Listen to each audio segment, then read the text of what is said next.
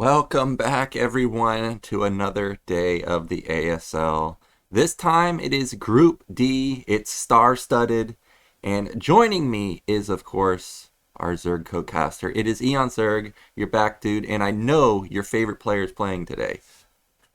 What's up, Nyoken? ND. This is like my best favorite player after, after the Kespa era, and I can't be more excited. This guy, he really like inspired me in so many ways with his gameplay, his innovation, his crazy mechanics.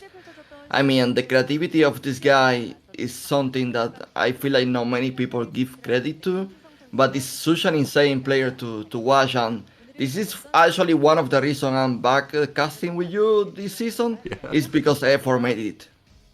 Yeah, I know, as soon as the groups came out and you saw all the Zerg players split up, you're like, dude, I want to cast all these groups, and oh, I'm excited because I'll be honest here. I was not a big Effort fan for a long time. You know, when he beat Flash in OSL like 15 years ago, he won with like Ling All-Ins, and I just thought to myself, is this it? Is this the only way he can win?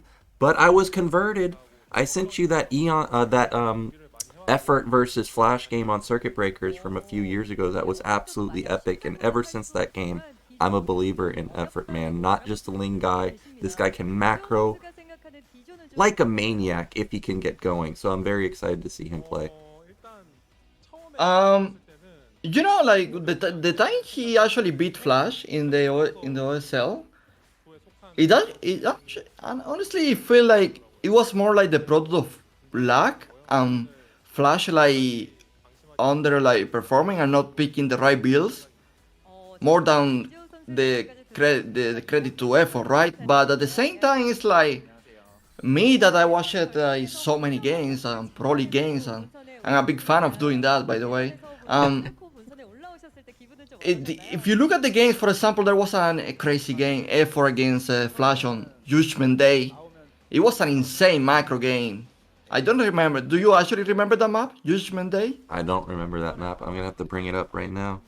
Well, it was a weird map with the desert tile set, and it has like two expansions inside the main. That was kind of that map. Oh, yeah, I'm looking at it right now. It kind of seems similar to Arcadia, sort of. In some way, yeah. Yeah. I will say so, yeah. In some way, the entrance is like quite different, but yeah, it's that kind of a style, I guess. Okay, I'll have to go rewatch that game because I don't remember. I don't Well, I remember would very many recommend like games. watching that one, and then there is other one insane game, and that's why I actually like I tip so much effort creativity is that there is a game on Secret, not Secret Breakers, Fighting Spirit against Flash as well. And like it's funny because you mentioned Solky against the Sharp the other day with the strategy that he actually like made to hash lurker, and then he transferred many drones Yeah. to the tier with a mind game. Well, that was like this kind of build like with a lurker opening, but with a very fast tier, and then like an insane micro transition with a drop finish. Like honestly, beautiful thing to watch. So like yes, the OSL he won, it actually felt like it was more like Flash going down, but at the same time, I'm actually like this guy is like something else. Like the amount of creativity that he can bring into a game is in is so insane that it's very rare to see something like that. Apart from the likes of Yellow, that he can bring like very crazy builds. But yeah, it's like a complete package. It's a guy with an insane multitasking, insane APM, and yeah, like I mentioned, creativity is just like in another level. Yeah, the game should definitely be exciting with him in it. What about our other Zerg player? We've got Action. I'm a big fan of Action's playstyle, especially in Zerg versus Terran. What are your thoughts on his shot of getting it out of this group? To me, our action is always it always felt like this guy that was like a coming up. It was like a guy with like insane muta micro, a guy that you know, when he was on Estro, everyone was like, he was already like a Ser versus Terran monster. Like, he was very known for his defiler control. You know, like, he was like a really, really good Ser player. And then, like, when he went to KT, everyone was like, oh my god, now that he's going to KT and training with Flash, this is like this is going to be the next Ser. You know what I mean? Like, this is going to be the, like, training on the under the KT flag. Is it's just going to make him a monster, and it never happened. Yeah, that is true. I did have the same thoughts that I expected Action to really do well once he made it onto KT. I think he played decent, but yeah, he wasn't somebody that was making the finals. He was kind of, just somewhat average showing in the Star Leagues. But in ASL, even though he hasn't made it into, I think, the finals yet, he has done consistently well. Like, he makes round of 8 consistently. I think he's made round of 4 a couple times. So he's definitely somebody that can go very far. But this is going to be a really hard group, not just because effort's in it, and it could be ZVZ, but also we've got Light in here, who I would say in any group, Light would be the favorite to make it out. He's just so good, especially versus Protoss, and then also he has a lot of flexibility with builds in Terran versus Zerg. Last season he was doing like Valkyrie style, similar to Corsairs, where he was just running around killing all the overlords and then doing whatever the hell he wants. I wonder what he's got planned this season, or if he's innovated the Valkyrie play even further this time. Yeah, I feel like since Flash went to military, like Lai is actually the top guy. Like, he's actually the one that every Terran is looking at, and like, he's actually leading. He's leading the church. But like, he actually, like, after winning the ASL, I feel like he just like he down a bit the pedal. Like, he actually dropped a bit the pedal. It's not really. I don't know if it is hunger or it's just like a bad momentum, but it's actually like it honestly doesn't feel like the same beast that was like.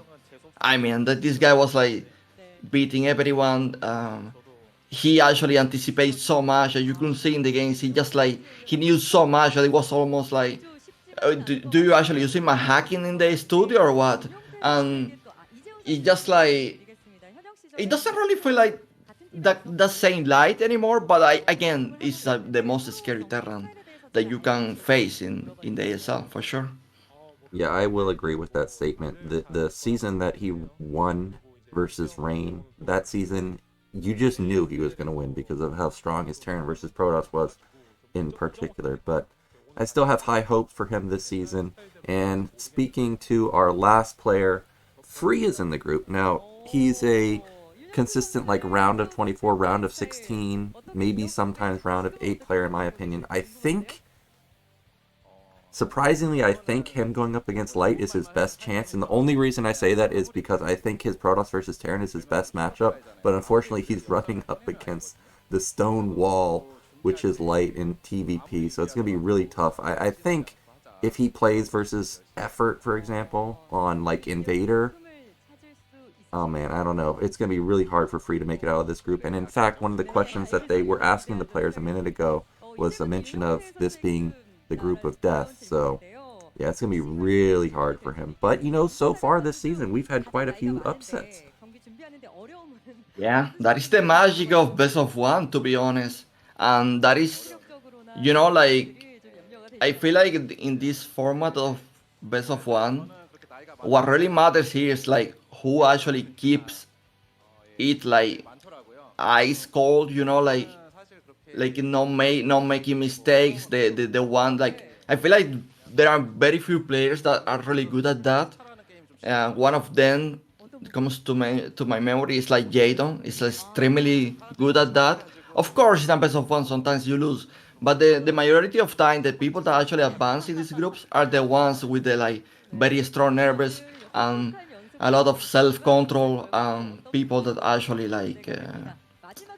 They are very good with emotions, in my opinion. Yeah, for sure.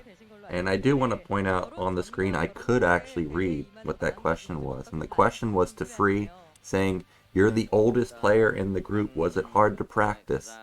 And I instantly went and looked him up on Wikipedia because I was wondering, okay, oldest player in the group, what does that actually mean? Is he actually like 25 or how old is he? Free is 35 years old. So that gives me hope that, someday if I was to practice really hard, maybe in an alternate reality I could make it into ASL because I'm 37, man. I think a lot of the players in ASL are sub 30. So for him to still be in it at 35, that's quite impressive. Yeah, man.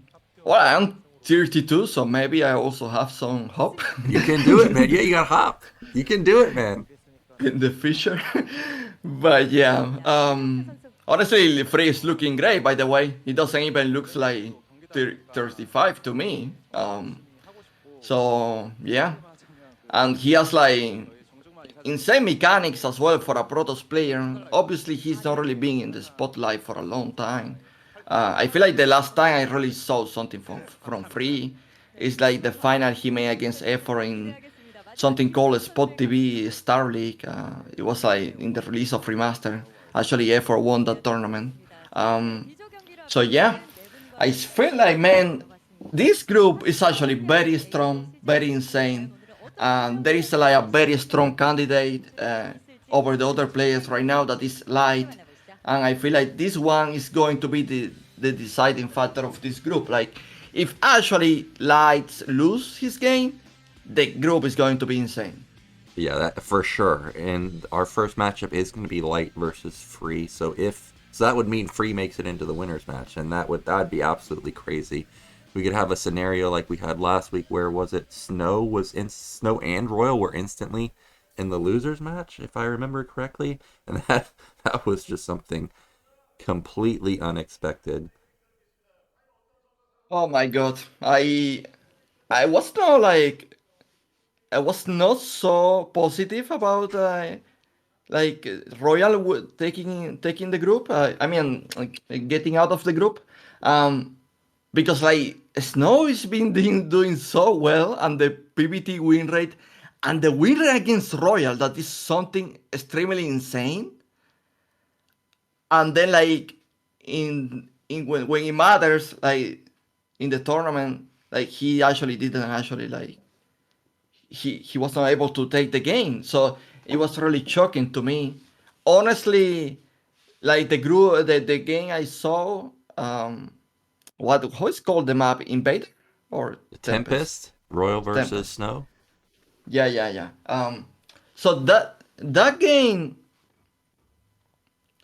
I feel like Snow was like the game started like well, but then there was a moment I was like, I don't know if that actually give credit to Royal for this or it's like Snow failing to do damage, but he was like dropping many shuttles, and for some reason it was just like donating silos, and then he was like retreating with dragoons and all of that was dying to mines.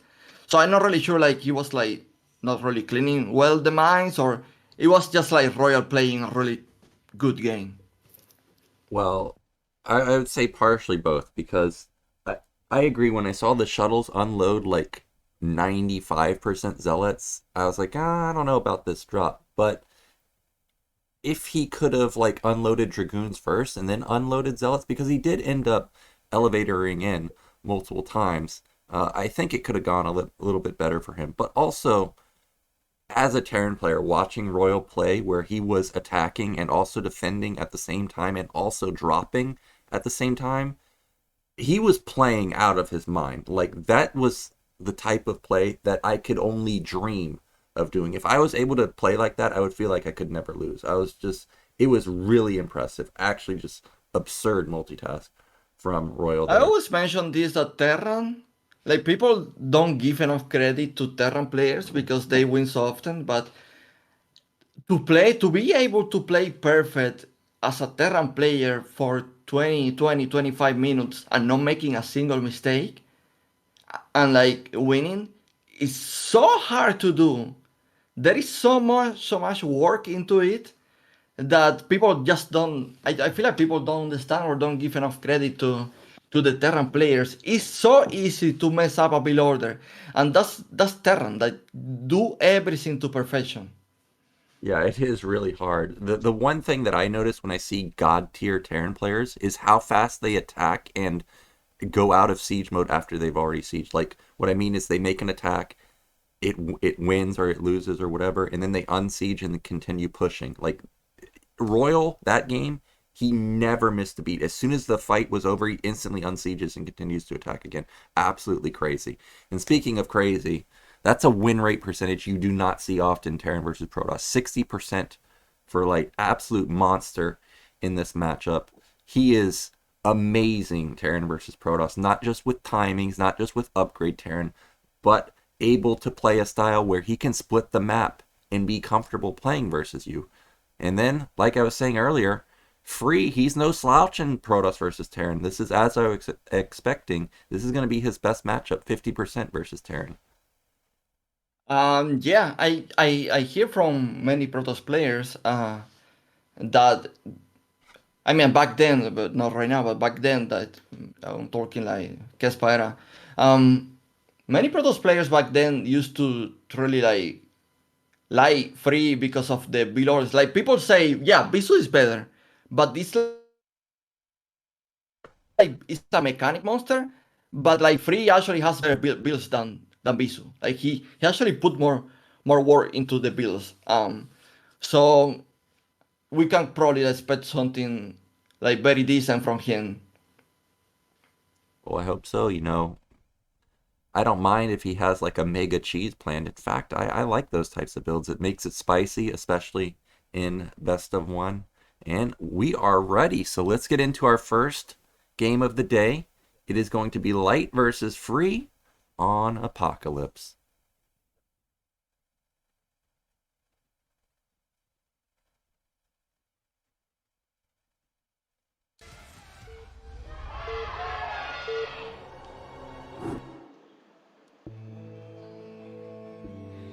Okay, in the mid-right position, our red Terran, it is light.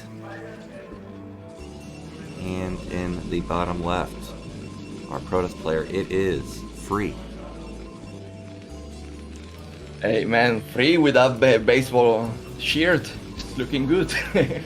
Yeah, actually, baseball seems to be pretty popular in Korea. I didn't really know that. I knew it was pretty popular in Japan, but while I was over there, I saw like a lot of advertisements for Korean baseball over there. Yeah, I even like one time I passed like it was in a final of League of Legends, Skate Telecom against Griffin, and then when I went out from the start from the place, I passed by a stadium and it was insane.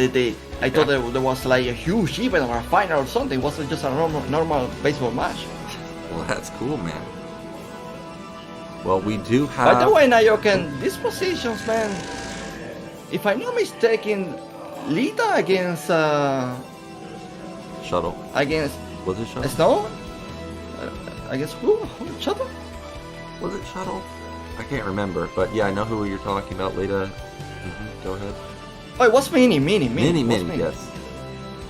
These positions, I actually feel like this position actually put a lot of pressure to the Terran. I'm not really sure if it's going like, if you actually like taking your expansion, let's say 4 expansions, it's kind of tricky. I feel like Terran is going to be stuck on three bases at some point. I don't really know how he's like going to be able to defend that 4 expansion without getting damage or all the space you need to cover. Yeah, he is going to be pretty spread out regardless of what 4th base he takes, whether it's top middle or bottom middle. But Terran is pretty resilient on 3 bases. They can last on 3 bases for, like 20, 25 minutes. So it may not be an issue. I think if there's anybody that's able to take a 4th base easily, this would be the guy. Like, he's just so good defensively. I do like the spawns, though, for free because he has direct access for shuttle harassment in the main of light. Like, it's going to be... And also, it's a very wide open main. It's like almost Tau Cross levels of open. So a lot of area to go for drops. We do have 12 gas factory for him. Vadi was talking on the cast about how hard it is to gasless expand on this map.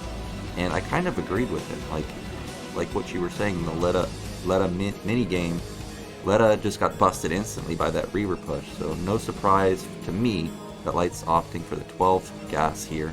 You do have actually a cut of range, so this is going to be a really fast Nexus. And yeah, I was thinking about that. Nexus is so fast, but I saw that the core is spinning, right? I don't think so. He's got a lot of gas built up. If it is spinning, it like just started. We'll see. Ooh. Yeah, now he just got range. What is this? Oh no, never mind. He's just like putting Marines in the high ground. It's going to expand. So very classic builds by both players. This Dragoon is getting too much damage. Yeah, this really should do basically nothing, but Free's going to try and micro it. What I like about this move is not just the Marines obviously having a favorable position versus the Dragoon, but also if Light was to go Vulture, he could easily sneak it out because the Dragoon's so far back. We see that there was an add-on, so it's not actually going to be Vulture, at least not just yet. And he is going to follow up with a bunker, obviously, and that should be the Robo right there. Yep, there it is. Yeah, very standard opening, and honestly, it's always so impressive to see a Terran player going out with 3 Marines, by the way, and just like straight face the Dragoon. I remember in the old days, I mean, you do a move like that, you were like dead. Yeah, in the old days, you never did that type of move. You were always scared of Terran. To make a move like that would be insanity, but now players have gotten more accustomed. They've realized, well, you can't possibly have a Zealot plus a Goon while also going for this. So, smart. By the way, this pressure from Protoss is not going to work. Like, there is a siege tank already. Yeah, it's not. But I think it's okay to leave his units that far forward because he will have high ground and be able to pick off tanks and Marines as they try and push up. He would have to be worried about drops, but no drops this game. Also, the angle that a dropship would come in would be kind of weird. But we're going to have a 6 Marine, 2 tank move out, and now it really does kind of hurt him that there were no goons here because he could have gotten off a couple of free shots, and now he's going to have to rely on an impeccable micro right here because this is a really tough push to stop. Yes, but at the same time, I don't feel like Free is saving on Dragoons, and he's also making our servers, so...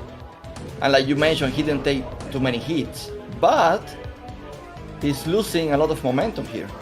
Oh, he desperately needs to get these Vultures up there, synced up with the rest of the army. 6 Marines, 2 tanks, yes, they're strong, but they're way stronger if you can start laying some mines here. Oh, he's got... Oh! That was really good way. control. Okay, this push is already done. There's no way you're pushing with a heavily damaged tank and then just 6 Marines and then a single tank behind that also. Like, this was really great from Free, and now he's going to take this advantage to just build a 3rd Nexus. Yeah, he has all servers, so he can clean all these mines as well and probably have like map control from this point. I'm not really sure if Light is going to be happy with that. Oh no.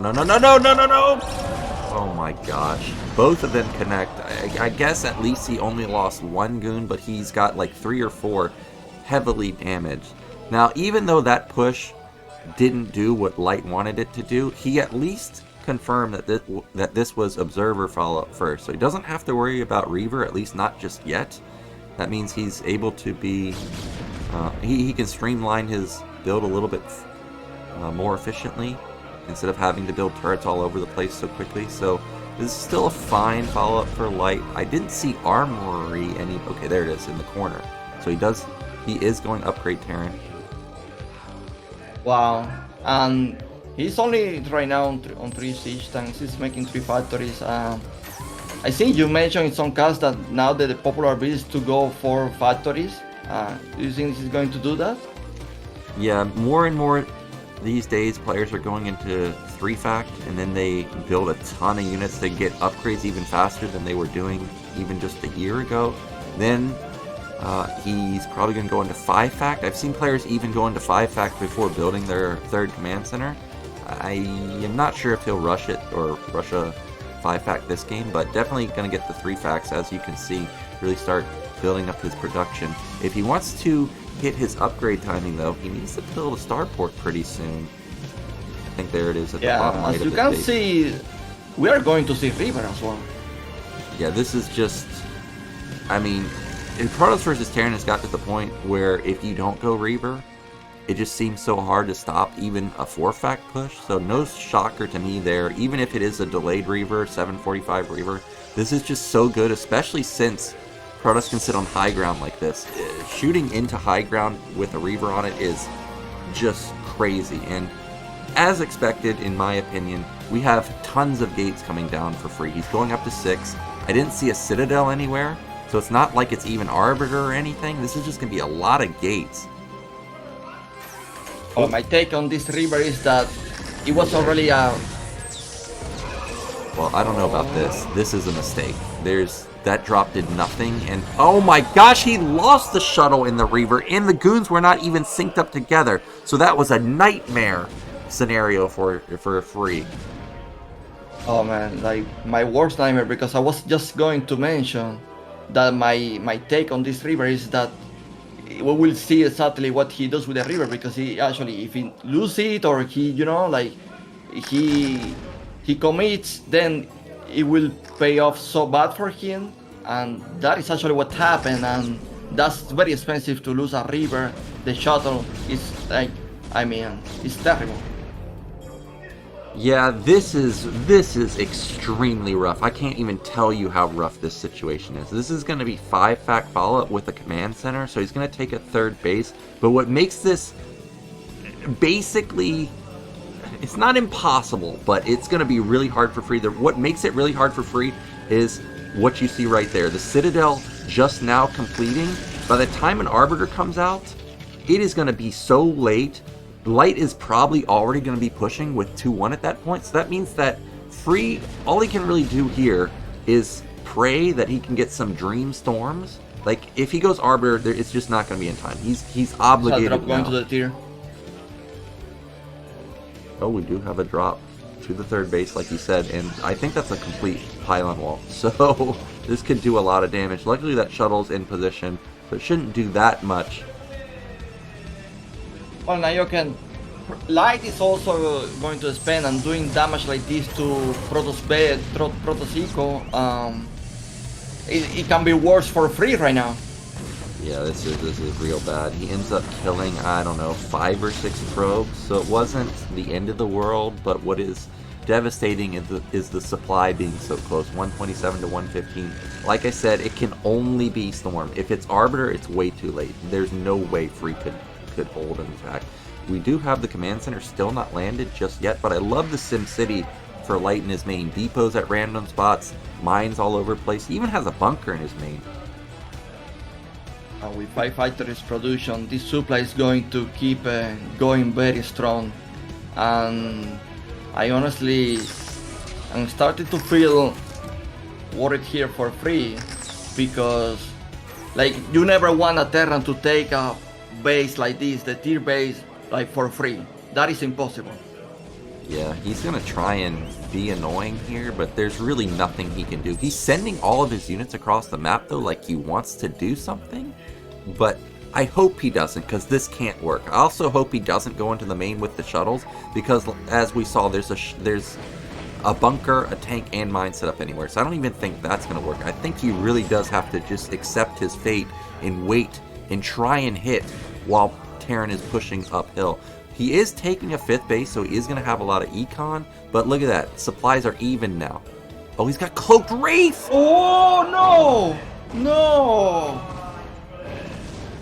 Not like this. Yep, and that was the shuttle, I think, with the Reavers in it. So that's a catastrophe for free. You know, I've seen, or I've heard people talk about Cloaked Wraith, but I've actually never seen anybody do it and have success like that. So that was a massive pickoff for free, or for Light right there. It's actually like, it's funny that in 2023 we are actually seeing the evolution of builds, and now we can see like always you always like feel like, well, Grace is too weak. Yeah, maybe one is cool, but now Terrans are actually like making more Grace and dealing with shuttles in that way, and it's so cool to see new, like the units getting used in new ways this year.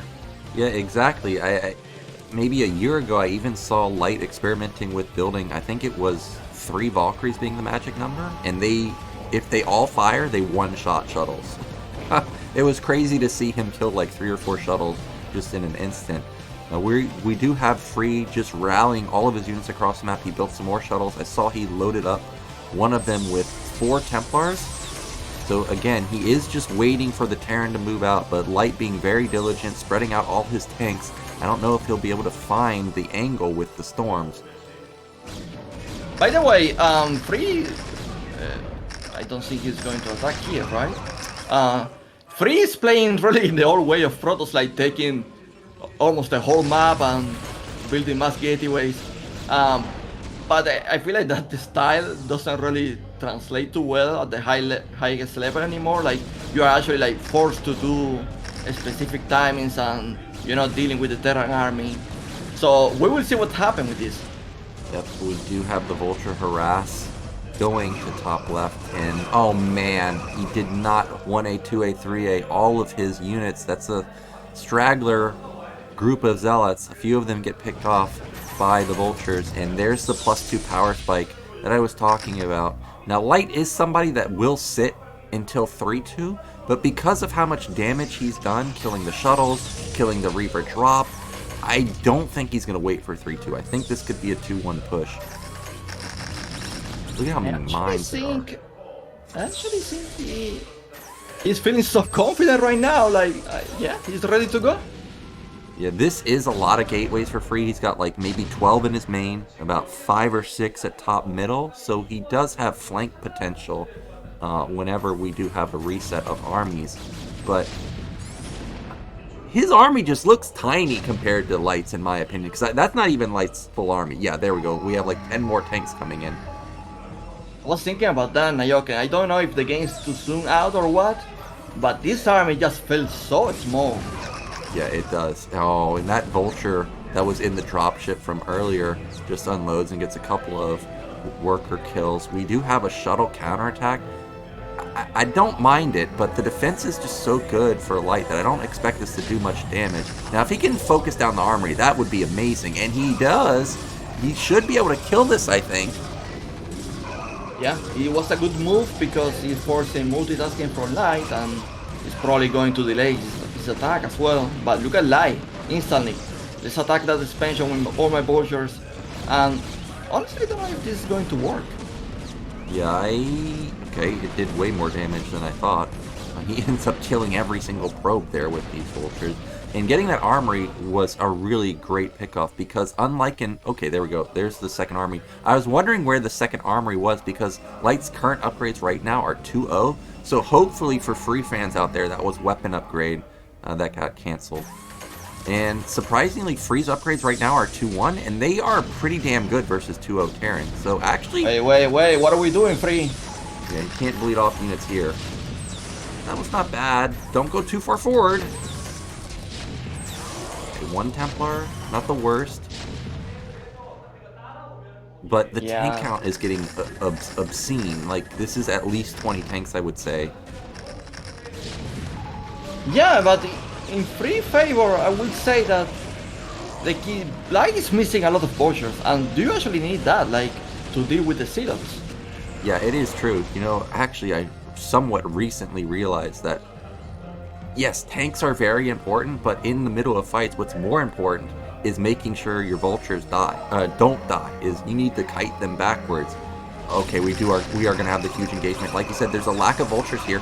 Can the Storms get in there? Can the Zealots get in here? Great Storms, great D-Matrix. There's just so many tanks behind it. But look how many mines are set up under those tanks. If you can get some Zealots in there, it would be amazing. But there's just way too many tanks. That was a good trade. And considering that Free is on many bases and many gateways, he can actually make these units like very fast. He didn't really commit to lose all the Dragoons, so I would say that was a good engage, in my opinion. Yeah, I think it was actually not bad. Well, I don't know. It's hard to say it's not bad when I see that many tanks still on the screen. But here comes Light. He is sieging and unsieging and slowly creeping towards that top middle base. He knows if he cuts off the left or the top middle side and the left side, that's going to put Free back on just essentially 1 or 2 base mining versus 4 base Terran right now. Yeah. Free, like, Light is still advancing. It's getting close to the natural. I don't think like the numbers are right now good for Free to do something about it. But still, I don't think it's really over for him. Like, This I think he's going to be able to do this. Okay, well, I don't know. Free has all of his stuff up here, and Light is spread out quite a bit. If Free wants to engage, I think he's got to go before everything syncs up. I think now's the time to go, especially after that storm hitting so many of the tanks. This has got to be it, but there's no observer, so these zealots are just going to run into their deaths from the mines. You can see that Free has a lot of stuff here, but the reinforcements coming in from Light, I think, should be enough. Maybe not, actually. The Zealots are doing quite well versus those tanks. This is overextension by Light, no? I don't know. He's definitely got to do something, because Protoss is on 6 base mine, or 5 base, no, 6 base mining, so he needs to knock something down. Yeah, I don't know exactly the number of gateways right now, but he's like getting to this 200 population very, very fast, even after losing huge numbers. So the eco is really good for Protoss. Light is still advancing. There are many, many mines here, and Free. Oh, jeez. No. Those like 3 mines killed like 8 zealots, man. So that's so much supply. Oh my god, look at Free supply. I just realized down to 150, whereas Light's still sitting pretty at 175. This base is 100% dead. And he doesn't have to commit to the main. He just needs to kill this. Look at the focus fire. He snipes the Templars before they get off a single storm. Okay, there's one storm. But the Zealots, they're just not strong enough by themselves. Yeah. You know, like, Light is still coming with units, still making that position like very strong. Even making a CC. Wow. Are you kidding me? He already has one even done. He knows that he's going to bust this base, so he's already preemptively built CCs. Now this can backfire, because actually pushing into mains like this can be hard, but this is not a map with a ramp, so it is a little bit easier compared to maps like Polypod. And Free, he must save this base. If he does not save this base, he's going to be out of the game. Look at how fast those Zealots die now facing the +3 weapon of Terran. Yeah, I think the only way for him to really deal with this army is like doing like shuttles and silos drops. I don't see any of that. Yeah, I think we could be moments away from seeing the GG, because there's just not enough stuff for Free anymore. He's down 50 supply. You can see his reaction at bottom right. There it is, GG. Well done from Light. And I think Free's idea with taking so many bases, going Storm, and trying to hit on an overextension like you were talking about was a good idea. But unfortunately, losing the 2 shuttles and losing his Reaver drop was just a disaster in the early stages. Yeah, I will say honestly that even if he actually like blunder like that, like he still bring a good game. I'm not really going to. Yeah, that was terrible. Honestly, I feel like you could avoid that, and that's pretty much the game. But yeah, I think he put a good fight, man. I'm not honestly like, oh well, he qualified to ASL and like play a terrible game and went out. Honestly, that was decent.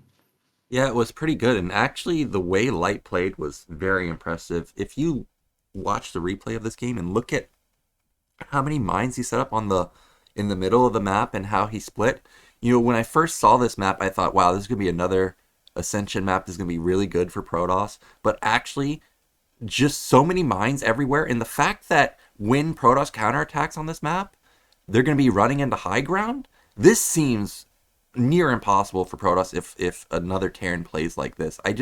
That entire time, I was thinking, well, if Free goes for a counterattack, it could be great, but there was no angle for him to counterattack. Like, absolutely none. So it was really well done from Light, and he is looking like a monster. We're going to be going into a break in just a second. I know we're going to get debated with an ad in a second, but we'll be back in the next few minutes. I guess we're going to see a replay of this attack. Yeah, the cloak play was so good as well. Yeah, it was really good. Like I said, I'd heard about the cloaked wraith, but I'd never actually seen it.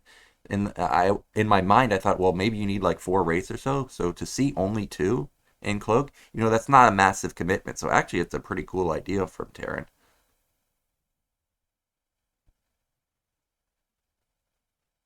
All right, now we're going to be going into the break. We'll be back in just a moment.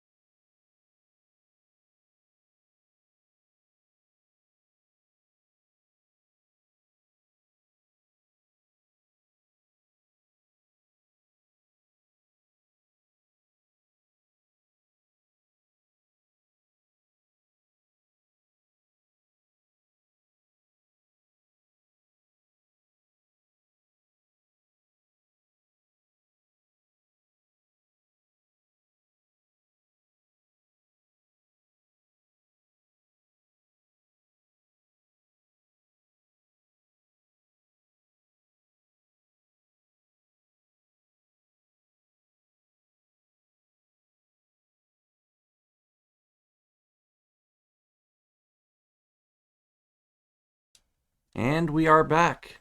We're going to be going into our next match in just a moment, and that is going to be a ZVZ. It's going to be between Action and Effort.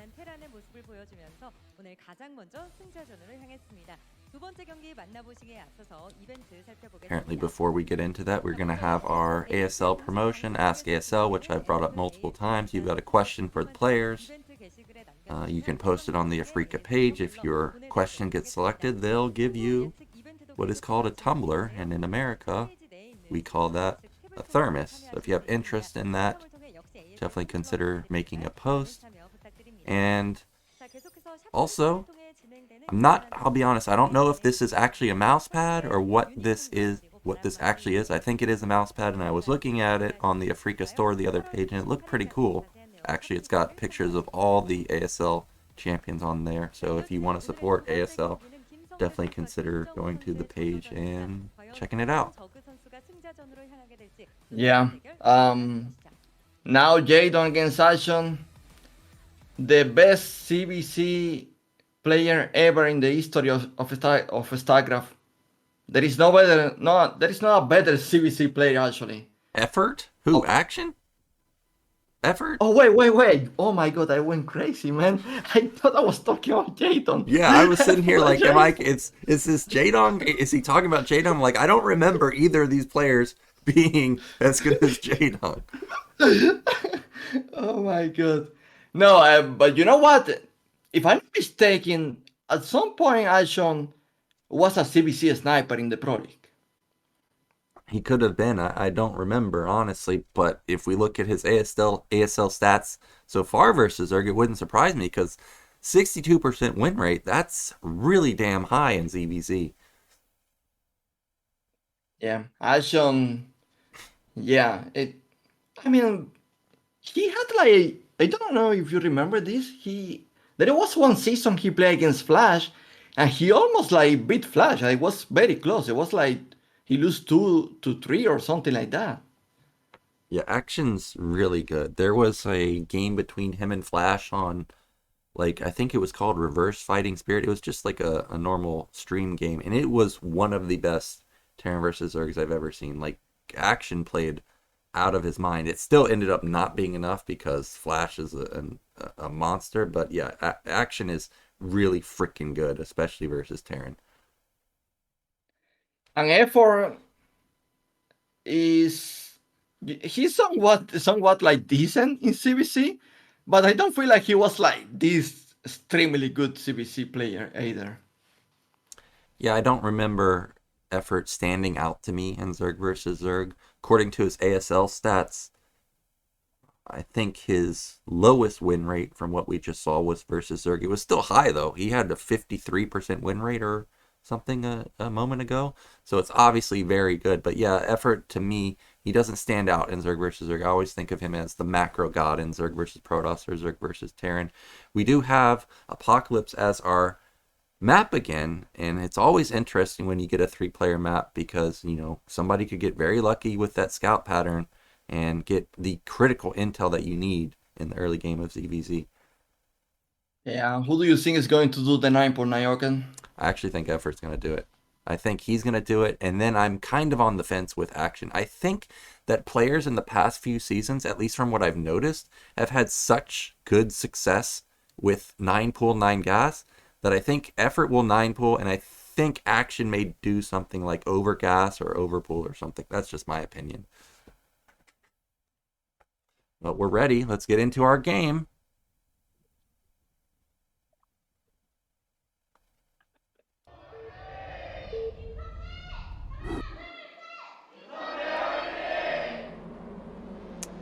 Alrighty, in the top middle position and getting the good scout pattern, it is Action, and meanwhile, going the wrong way, unfortunately, it is Effort. Yeah, man, welcome to CBC. The guy that let's go first is usually the guy that delivers. It's a huge gamble starting from with the scout. That is so crazy it is, the CBC. But you know, it doesn't really mean the game is over or anything.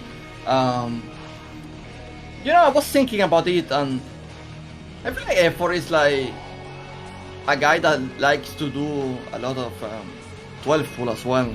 And it seems to me this map, Apocalypse, is actually like really cool to do a 12 pool, in my opinion. Well, Eonzerg, I got it completely wrong. It's going to be Action with the 9 pool, and you called it.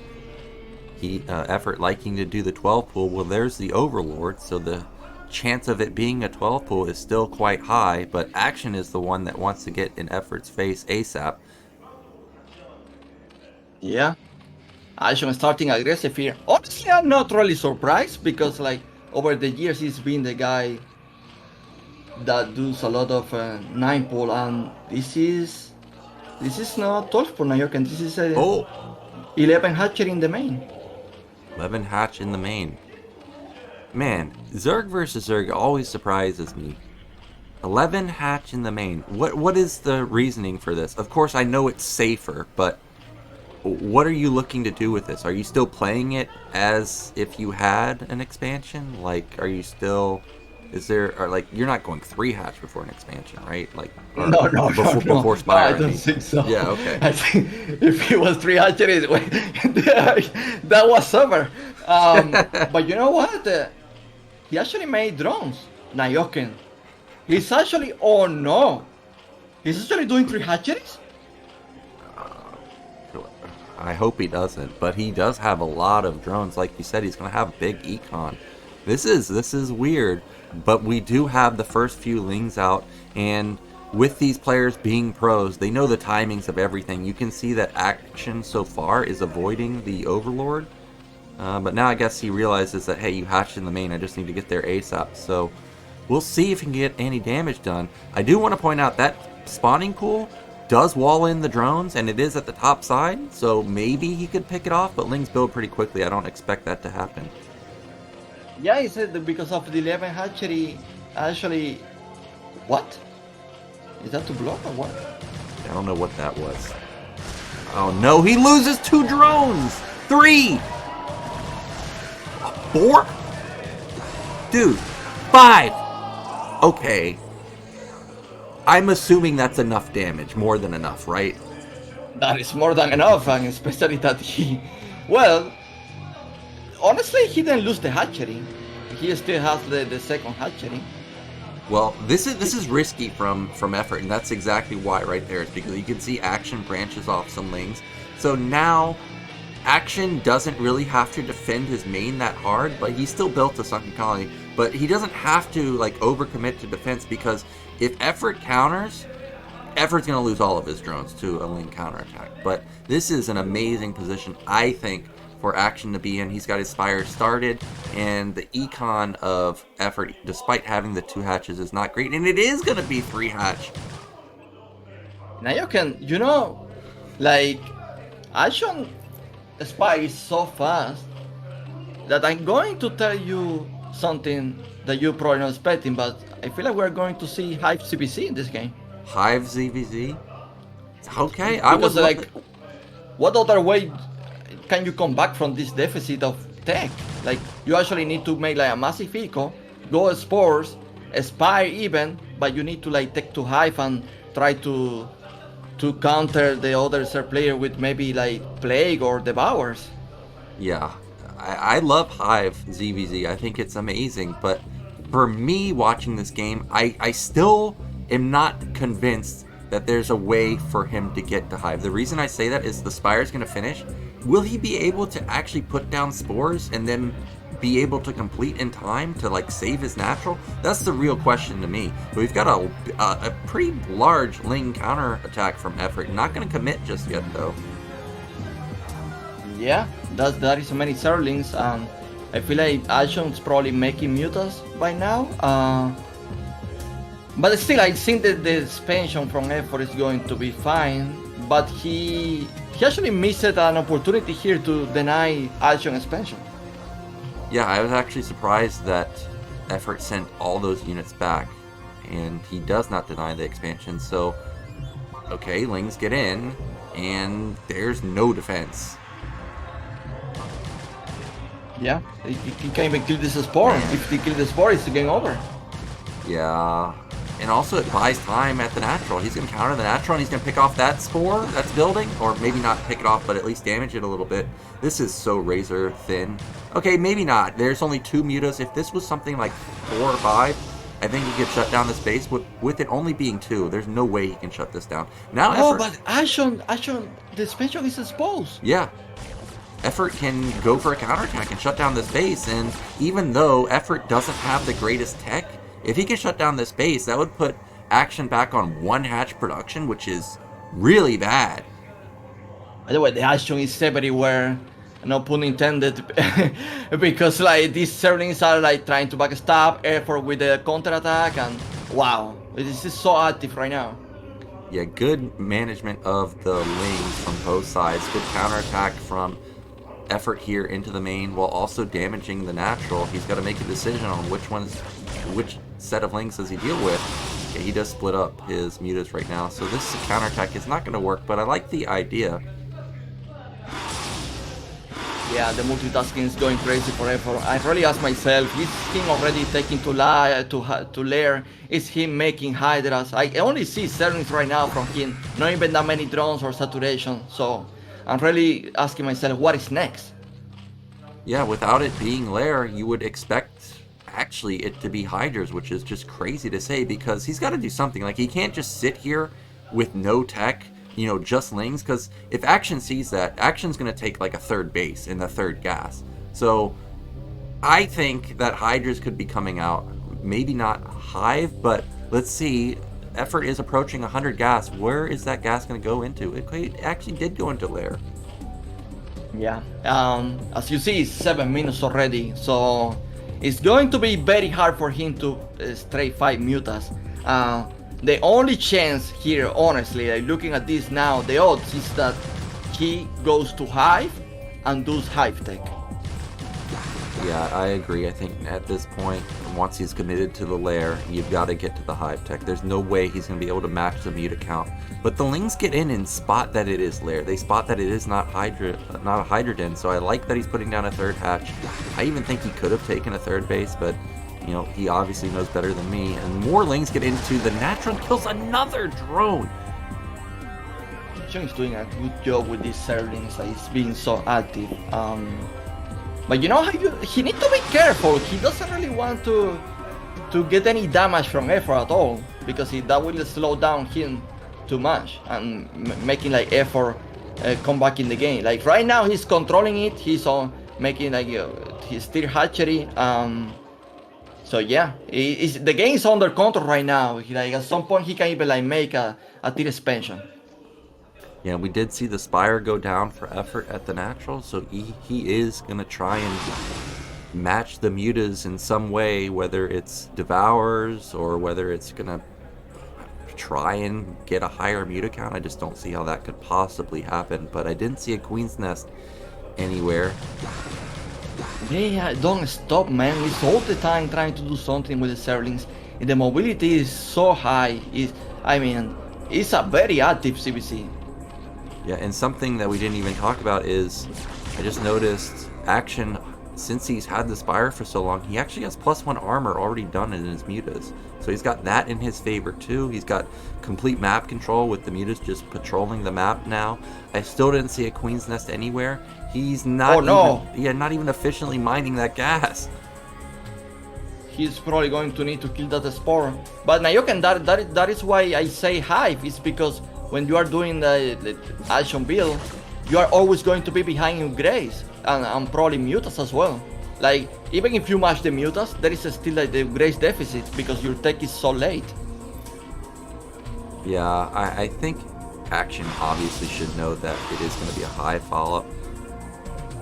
Mutas intercept these lings, but Action also, I don't see a Queen's Nest anywhere. Now, I may be trolling with this comment, but let's say you knew that... Witness? Yeah, Queen's Nest. Let's say you knew that the other player's only hope was to go Queen's Nest and, you know, go Devour or something. What do you think if actually Action was the one to switch into Hydras and do like a combo Muta Hydra attack before any of those Hive upgrades kicked in?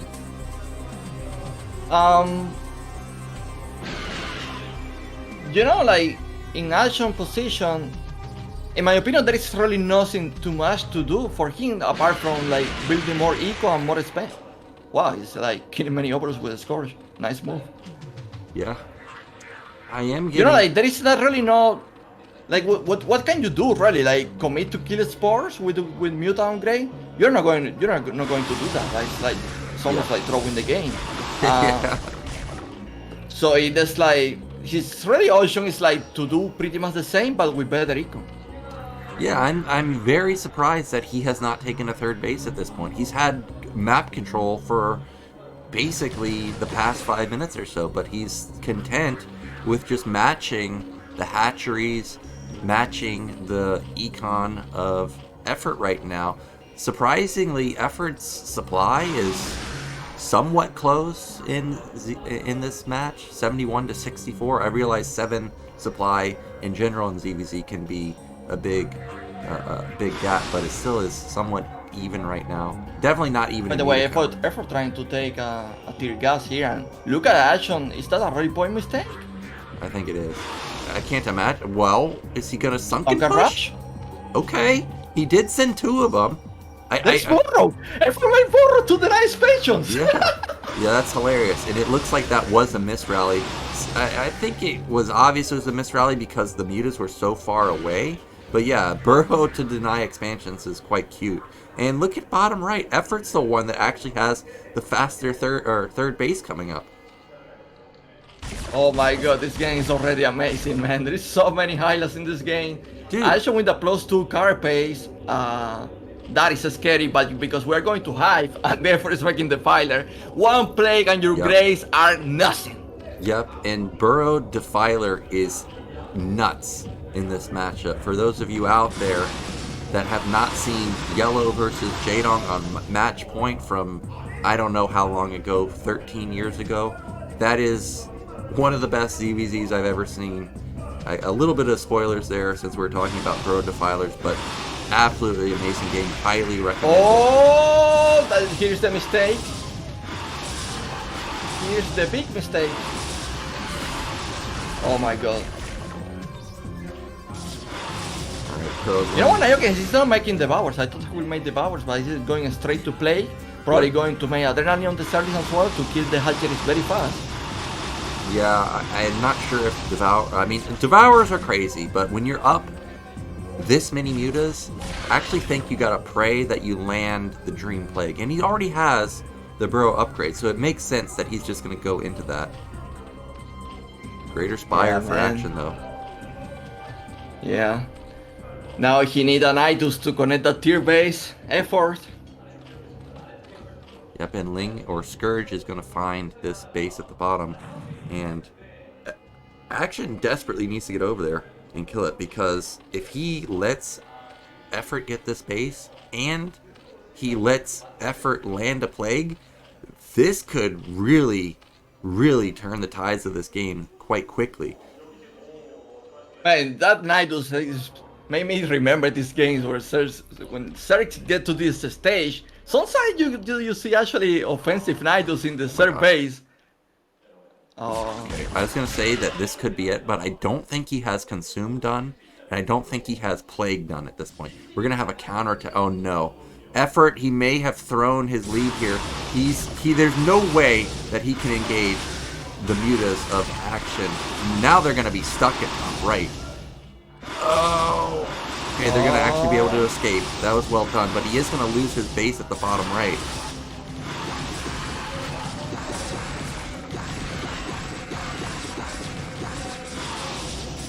I think the Link... Use the tier. Yeah, Plague's not ready yet, apparently. Yeah, Plague not ready, Consume not ready, and I think actually the Link poked in and saw it was Defiler too, so he should be aware now. And look at this! Action knows that, hey man, you've already got Burrow, I bet you're going Defiler. He's got speed on his Overlords. He's fighting.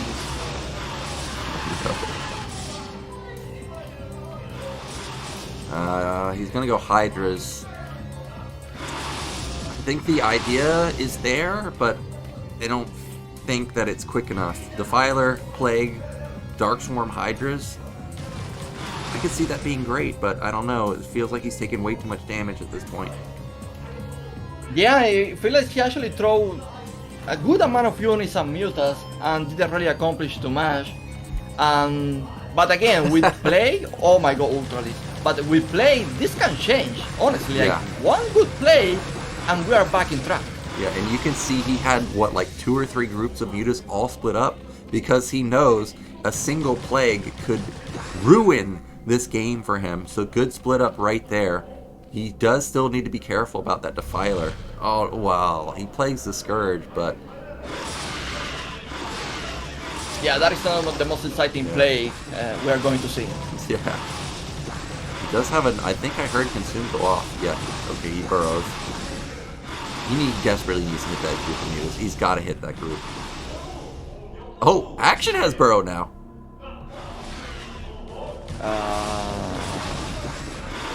This is quite the hilarious game. And look at bottom left. Action is taking bottom left as his 4th base. Action's hesitant to commit on this 3rd base because he knows... Oh, hit the Plague! He missed it. Like he used to Swarm. Yeah, he used Swarm, so he saved the Defiler, but he missed the opportunity to deal hundreds of points of damage right there. Did he panic? I think he panicked right there. I mean, maybe he didn't consume an additional Zergling to have the energy for it, but yeah, that was the moment that he was looking for. Yeah, man. Like honestly, it was probably like better to lose the Defiler and play than just like use the Swarm and save the Defiler. Yeah, that Plague would have been juicy. It would have hit every single Mutalisk right there. And we do actually have the Hydra switch coming in for Action. Actually it's 1-1 in the ground, Grace? No way. Well, he's got his Ultras coming pretty soon. Effort doesn't have any upgrades, like ground-wise. Yeah, he's really struggling in terms of upgrades. He even has +2 armor for his mutas. Action does. I think Effort has +1 armor on his hair. Looks like finally that tier base now you can secure. It's now 3 bases against 3 bases, 3 gases. I will say Effort has a hatchery advantage here because I saw 4 hatcheries in total between the Bane and the National. Yeah. he does have bottom left also, so he does have a 4th base. Those Lings look like they were going to try and kill that base, but they get spotted by Mutalisk, so that's not going to work. Lurkers! Yeah. Okay, this is going to make Zerglings useless, and probably going to be a good counter against Ultra as well. Yeah, definitely not going to be bad. Oh, he's pushing with the... Okay, we're going to have Guardians here. Those I don't think are Devourers. Oh, they are Devourers. And there's a Plague that we were waiting for. But with the Devourers coming out in the nick of time, it pushes back the Mutalisk of Effort. By the way, when I saw the Hydra, then I thought he would make like Hydras. Apparently, he just plans to make Lurkers and made the defense against Zerglings. Honestly, it's so smart because you kill the Zerglings so fast with 2 Lurkers. Yeah, Lurkers are actually crazy in Zerg versus Zerg. Just absolutely ridiculous. I mean, you think about what units can actually damage them. Not Lings, like they're just never going to get there. Ultras, yes, they're tanky, but they can only deal so much damage. The Hydras aren't going to hit them with the Dark Swarm. Mutas aren't going to hit them with the Dark Swarm. So we may actually get into an epic split map scenario. Even though action is up 40 supply, I just don't see how he actually ends the game. Yeah, remember there's a lot of Mutas and Devours as well. Alright, here we go. He's going to lead the charge with the Ultras. And, okay, he's going to plague the Ultras. The Lurkers actually are going to die faster than I thought. But here come more Hydras and more Lurkers to reinforce this position. Melted, man. You know what, Nyoken? Something I didn't mention is that Ultralisk is very expensive. Yeah. It's a lot of gas and minerals. And if you lose the Ultras to just play and you're not trading, that is terrible. Yeah, Ultras are definitely not the greatest unit in Zerg versus Zerg. I think actually Effort has a chance because Hydra, Defiler, Lurker, Darkswarm is so nuts. Especially with Plague too. And he's done a good job to keep his Mutalisk alive too. He doesn't have Lurkers, Nyoken. So how do you actually hold a Swarm and Lurker? Yeah, okay, now this is a question I guess I have to ask is, do Sunkens actually hit Lurkers under Darkswarm? I guess not. Dude, if Effort reinforced... Oh my god, the beautiful Plague hits so many Mutas. Oh, look at the Hydras. If they stand in the front, they can buy time for the Lurkers and the Hydras to shred down this hatchery. Oh, please shoot the damaged Mutas.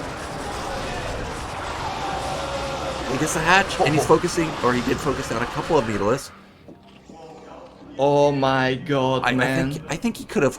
I think actually Effort, if he sent his entire army there with what he has right now, could have actually won the fight. All these Mutas are played and dying by one shot, man. I know, and Ultras, I mean, they're okay, but I don't think he can engage into this amount of Hydras and Lurkers plus Mutalisks. Okay, never mind. These 3 Ultras, they're ridiculous.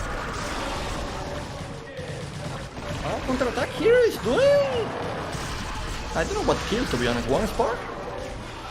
I'm not sure. Another good Plague went off. Hits some of the Ultras, also hit some of the Mutalisks. He's gonna kill another Ultras, and losing that hatch is a massive deal. Even though Action has another base.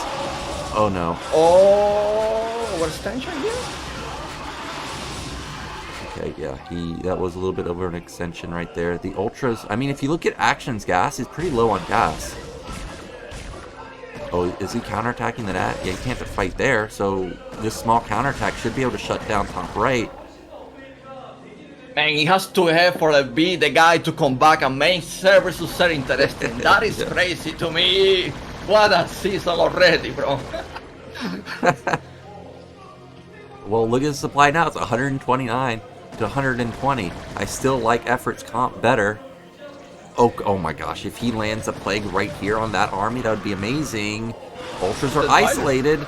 Those are full health Mutalisks, so they're not going to be able to get picked off that easily. The Filer gets sniped, but these Hydras are going to die. Looking for the Plague.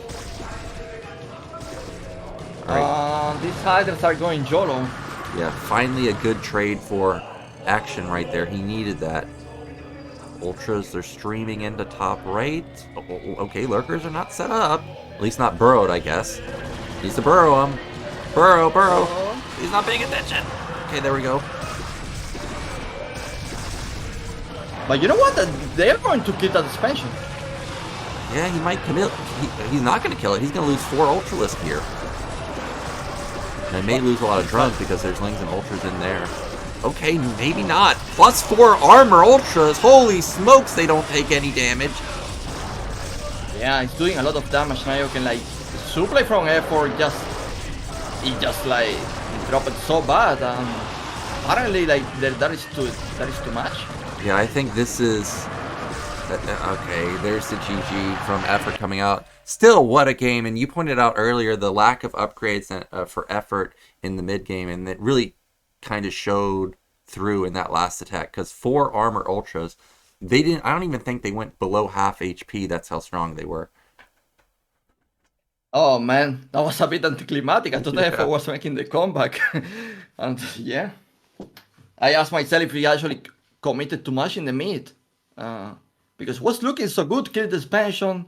Yeah, it was still like Action 20 supply ahead, but with the plagues and I don't know, I just feel like there was so much potential there.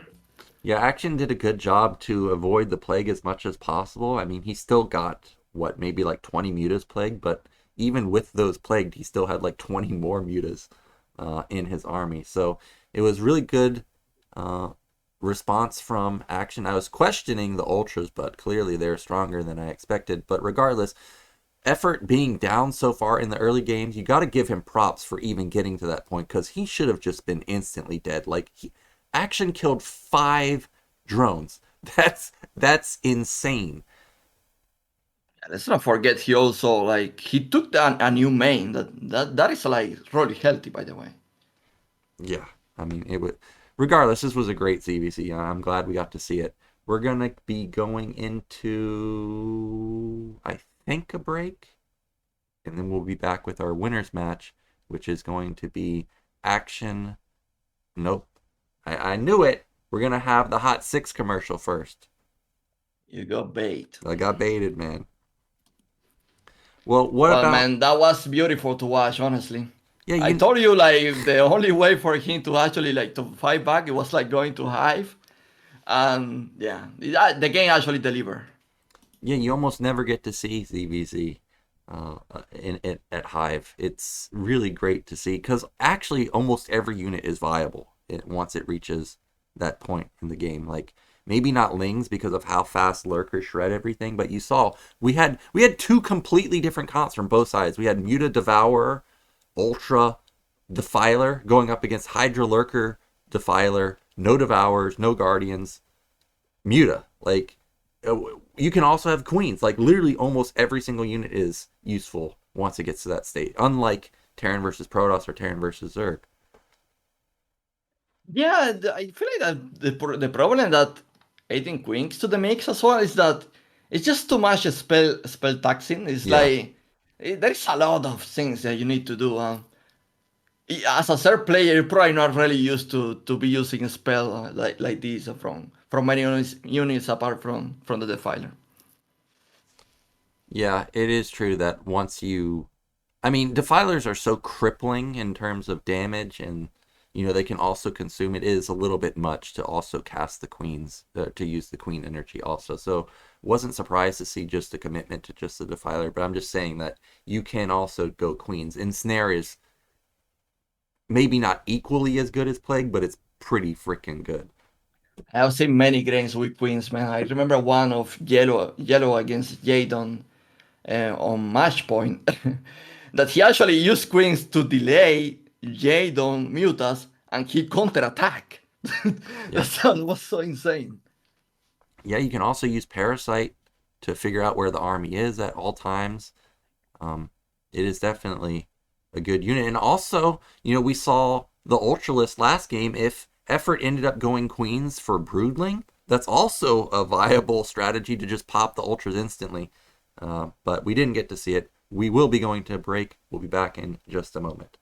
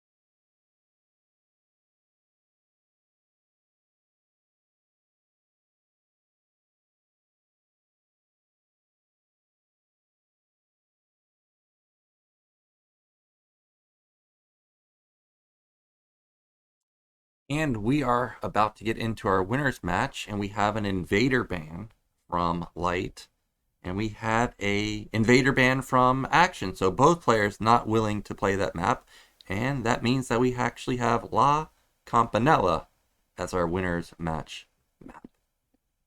Well, that is going to be interesting to see the most, I would say, the most tricky map of the map pool, the most crazy map. It's not really at 76 level or anything like that.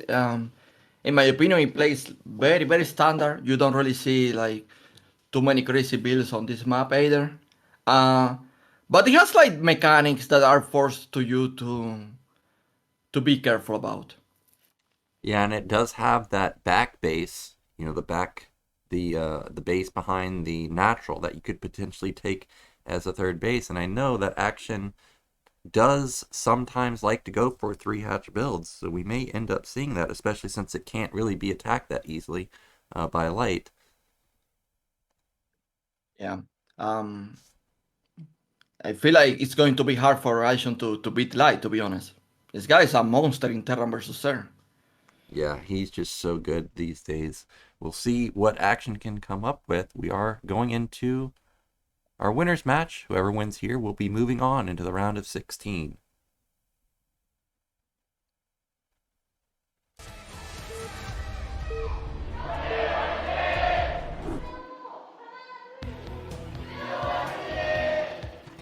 Okay, in the top left, coming off of a great win versus effort, we've got Action. And in the bottom right, looking as deadly as he has been in the past 2 seasons or so, it is Light. By the way, Nyoken, wasn't Action a guy that made a proxy build Straton transistor that he used like with an Idus canal to kill his Terran opponent? Wasn't that him? Action? Yeah. I can't remember, but I gotta say, as soon as I heard Proxy Hatchery, I thought of Shine. Is it not Shine? Yeah. I know for sure that Shine have done it on Andromeda as well. Yeah. But I feel like Action did a similar build on Transistor. Okay, I'm not sure. I would have to go and look at the match history of Action on Transistor to see if that's actually the case, but it sounds like a wild game. Yeah, it was insane. But yeah,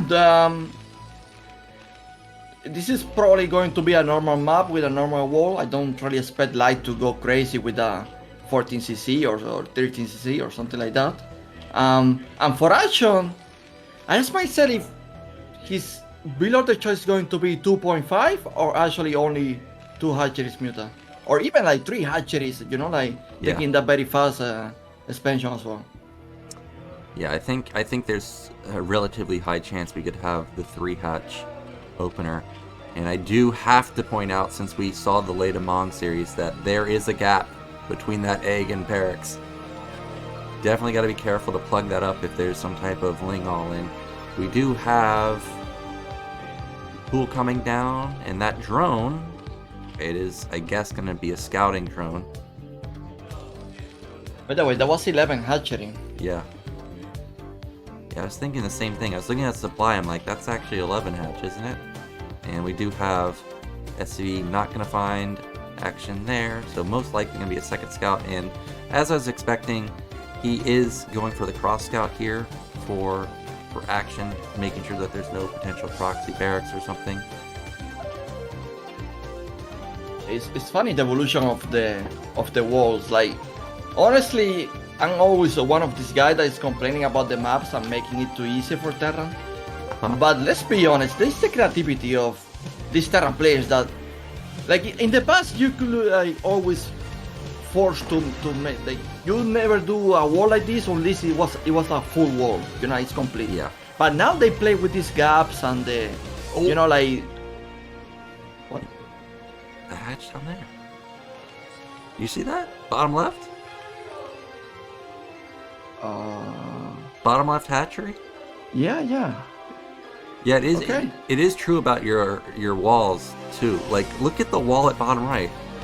Why is that depot up there above the racks? I don't think I've ever seen a wall set up like this where there's a gap on the right side. There's no gap between those two depots. But Light knows something is up because he came in there and saw that the gas is late. So he's moving out with 4 Marines. But can he figure out where the hatchery is? Is Light going to get that Overlord, Nyoken? No. Well, the SCV might see it. Oh, he's dead. The Overlord is dead. No? Oh, he's not gonna go for it. He's gonna just continue pushing. But like I said, Light knows that there is a hatch somewhere, so he's looking for it. He's not gonna find it at top right. This is a bit unlucky for him, because if he had gone bottom left, he may have actually found it. But I think he can also assume he's in the top mid, no? Yeah, that is true. Is even though he scouted the main base, he did not scout top mid like you were saying. And if it was there, obviously that would be an up and running base. Look at him scouting even mid right. He's checking for the LZ Gamer base. Not going to be there. Yeah, if actually that if the SCV goes to the bottom expansion, that is it. How do you defend that?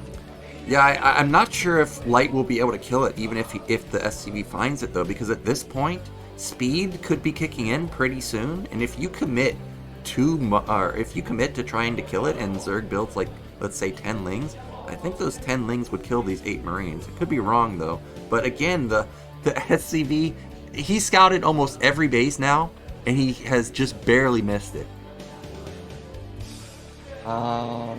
Is that the SCV going now to the base and sinking?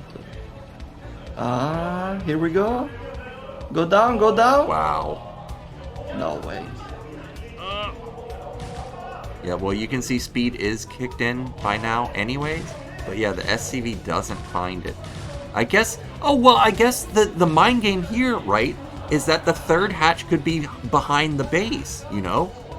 Like the top middle base? Yeah, and you know, as a Terran player, will you actually like use an scan for that? Knowing that probably you're not going to scout the tech? I don't think you would, especially after you scout almost every base on the map and then you couldn't find it, right? I'm sure he's thinking that, well, he must have taken that back base. It's not out on the map. I scouted, 90% of the map and I couldn't find it. So that is true. But now I gotta say that factory is really damn fast. That's like a 5:30 factory. Oh, he did scan Here we go, Nyoken. So he knows it's out on the map somewhere now. Oh, next place is going to scan is that dark place he didn't scout. Yeah. I guess he could have also hopped the drone to either mid-left or mid-right. Like, it's not just evident that it's out in the open like it should be. That is true. It could also be like mid-left, mid-right. So, yeah, that is true. I didn't think about that, actually. Well, here we go. The Marine Medic move out. I don't think this can really do anything. There's 3 Sunkens set up. Okay, there we go. I was hoping he would put the add-on onto the factory and go for a tank push, because this really does look like it's going to be Ultralisk as a follow-up, and you do have a small window where you can knock down Sunkens and push in before... Okay, actually he canceled it! He's going to go into just 2 starport vessels. Wow, actually like went very fast to Hydra then, so I expect lurkers to be like out soon, to be honest. Yeah, lurkers should be out soon. We've got... Okay, I thought that was 5 racks, but it is just 4 racks. So this is... I'm not sure what this is actually going to be. I was not expecting him to cancel that add-on and go into double starport. Action has mega econ right now. Like, he is booming. At the same time, like taking that expansion, yes, it's true, you get in the gas, you get in the minerals, but mobility-wise, if you want to use like that with the Nidus cannon to rush with lurkers and the fire to the Terran main, that is also like very, very good. Like Yeah. you skip so much. Yeah, and he is actually going to filers. I guess the lack of evolution chamber should have given it away, but I thought it really was going to be Ultralisk because of how fast the hive was, but not going to be the case. And I heard another scan go off. Where did he scan? Mid-right? Yeah, see? He's unsure of what's going on because he could have hopped a drone to mid-right or mid-left. Now he's going to find bottom left, and he's going to be so sad to see this because he scouted literally everything on the map except for this corner base and also the top right corner base. That has to be right now. Are you kidding me? Yeah.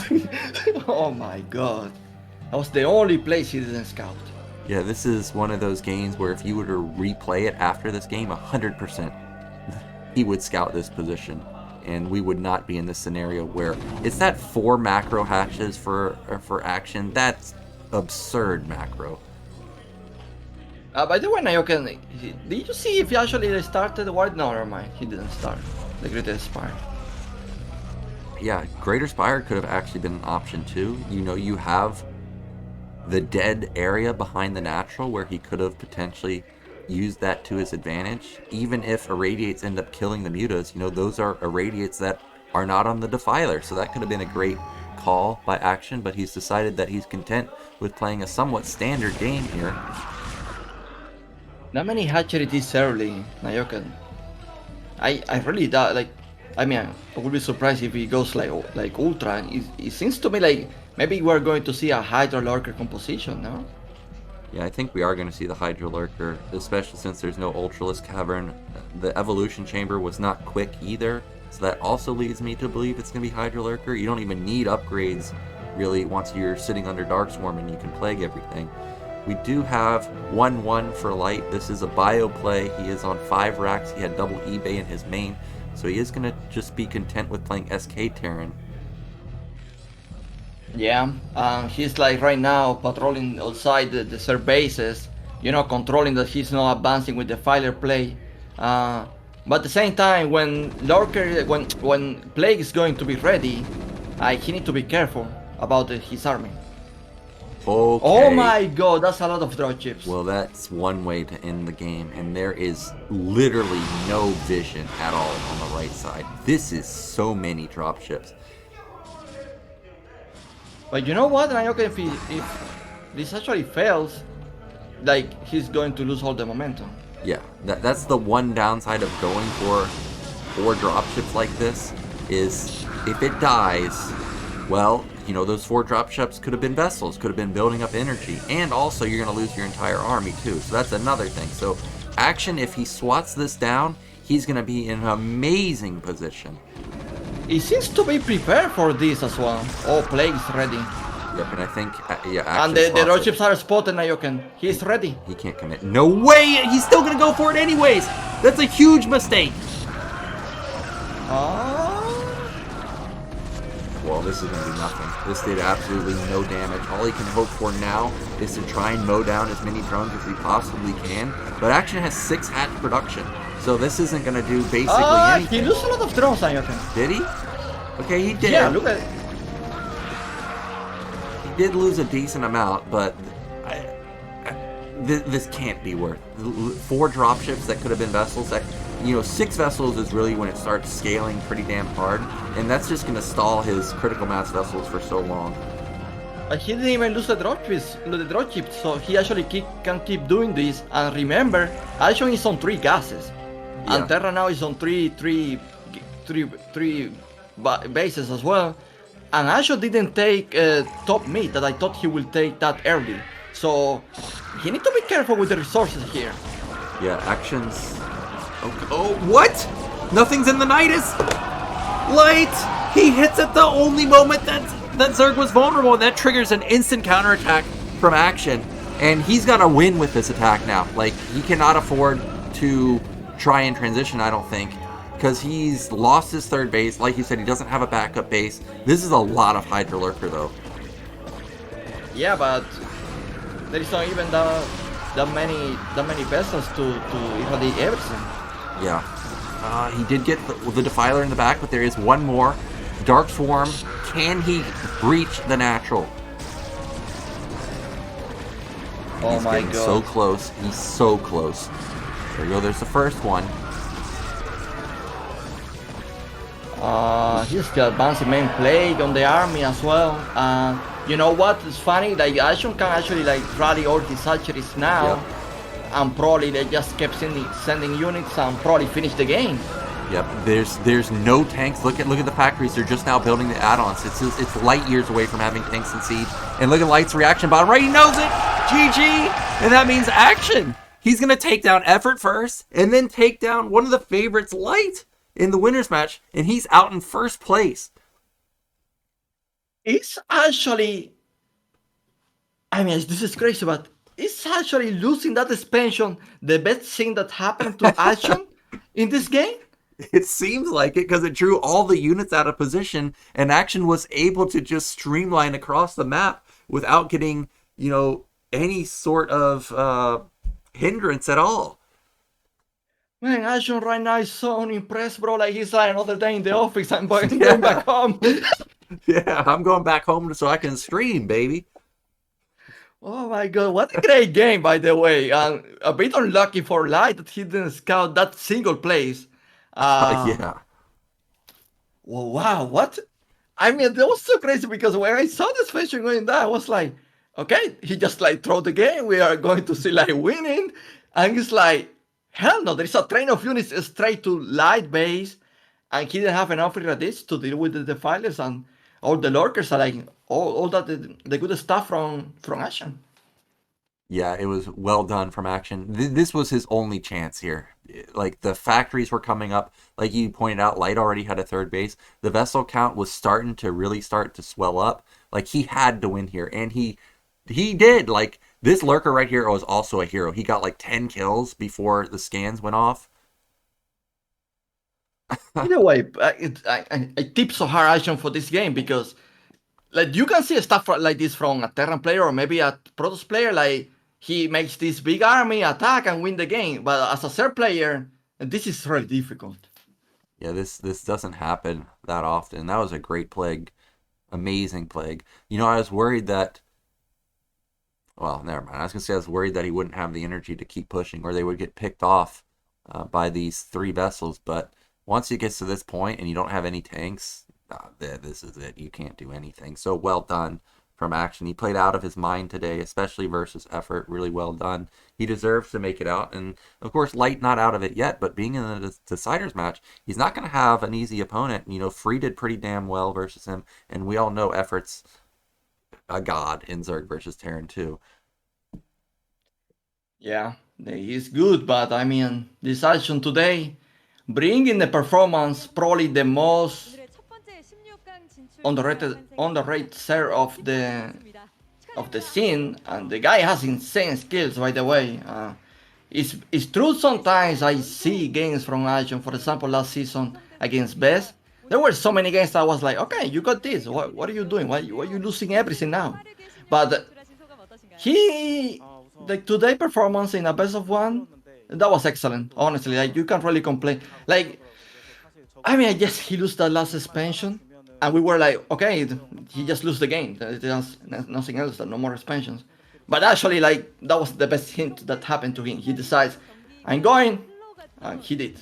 Yeah, and you can tell with where he placed that third hatch that he knew Light's scouting pattern, because when Light went to top right, as you pointed out, he didn't scout that corner spot. But when he also went to bottom left, he also didn't scout that corner spot. So it wasn't like, he mistakenly missed just one corner spot. Like, he missed both. And I'm sure Action went into, Light's VODs and, like, watched all of his games to see, like, okay, where's the most optimal place to hide this base? Because every other base Light scouted, he even scanned I know they're not islands, but in this scenario, they're not easily accessible. He even scanned the middle island bases. So really, really good preparation from Action there.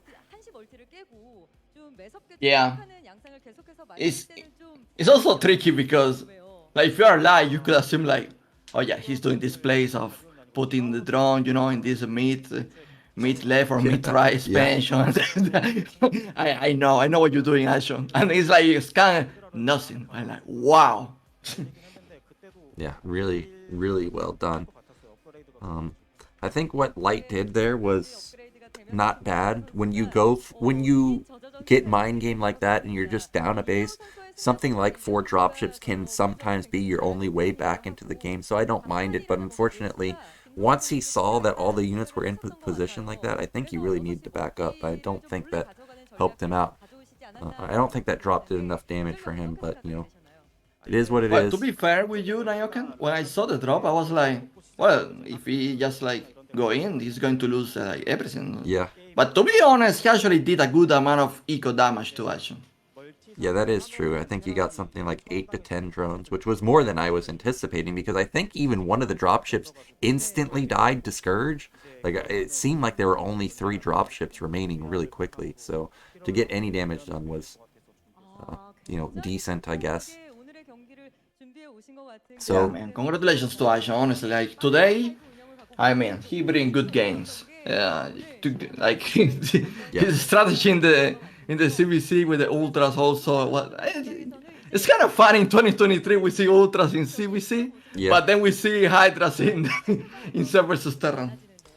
We're getting into a predicament, Eonzerg, and the predicament is there's only 2 Protoss players into the round of 16. That's it. This is our 6th Zerg. I think we have 3 Terrans and 2 Protoss, and it's gonna be really hard for Free to make it out. Like, I don't think it could be harder for him to make it out.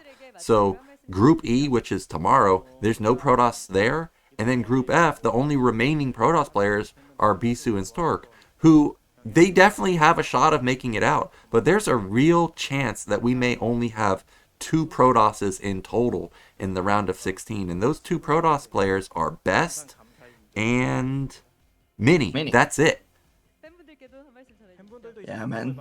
It's getting hard, and especially with this format. Looks like Protoss players tends to bleed more than Terran answer, like the best of one. Yeah. I'm looking at how many Terrans we would even have. So if we assume Light makes it out, I think that's a good bet. Of course, he has strong opponents. That gives us 4. Think tomorrow we may be able to get 1 out, and then 1 more, and then Rush maybe. So actually, Terran will have good representation, probably around like 6 or so.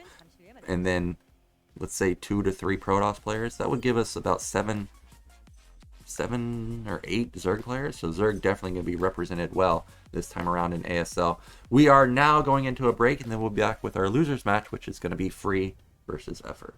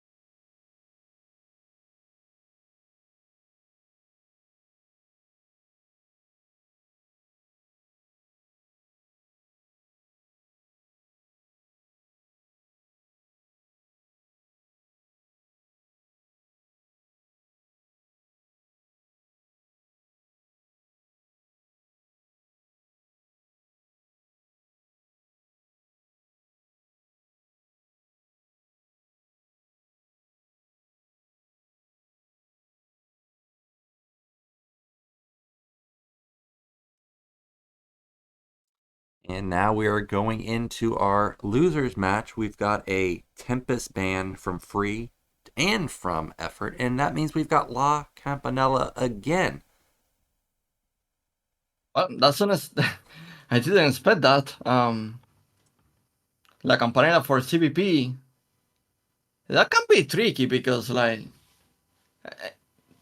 I have seen like Protoss player like doing this match shot as River style again on La Campanella. So yeah, we can expect like a very active game for sure. Yeah, I'm a big fan of the like 7 or 8 gate with Reaver combo. If you can hit like that 130 supply timing or around there while Zerg is still powering, I mean, it's a really, really slick timing. So I hope we do see that because I've always thought that it was a strong timing. Why do you think players don't go for that more often? Or I guess, why do you think players are pulling it out on La Campanella in particular? Because like it's a bit too passive to begin with, and Zerg can actually like power his eco like freely, and yeah, and then like the expansion you are taking as a Protoss is going to be delayed, so that is going to be also difficult to take an expansion for you. And in this map, the expansion is like more free to take. Yeah, that is true. So maybe Free will pull it out here. I think it's a solid build. We've got Free in the top right corner. And then in the bottom left, everybody knows that man, it is Effort. Now we've been seeing some more Forge openers from Protoss. You think we'll see Forge from Free here, or is he a gateway type of guy? It feels like it's like the travel distance is so big that, like, honestly, like, I'm going to be surprised if we see the gateway opening. All right, well here comes that probe, and Cylon, okay, and he's gonna go. Okay, he's hanging around, so this is gonna be a gateway.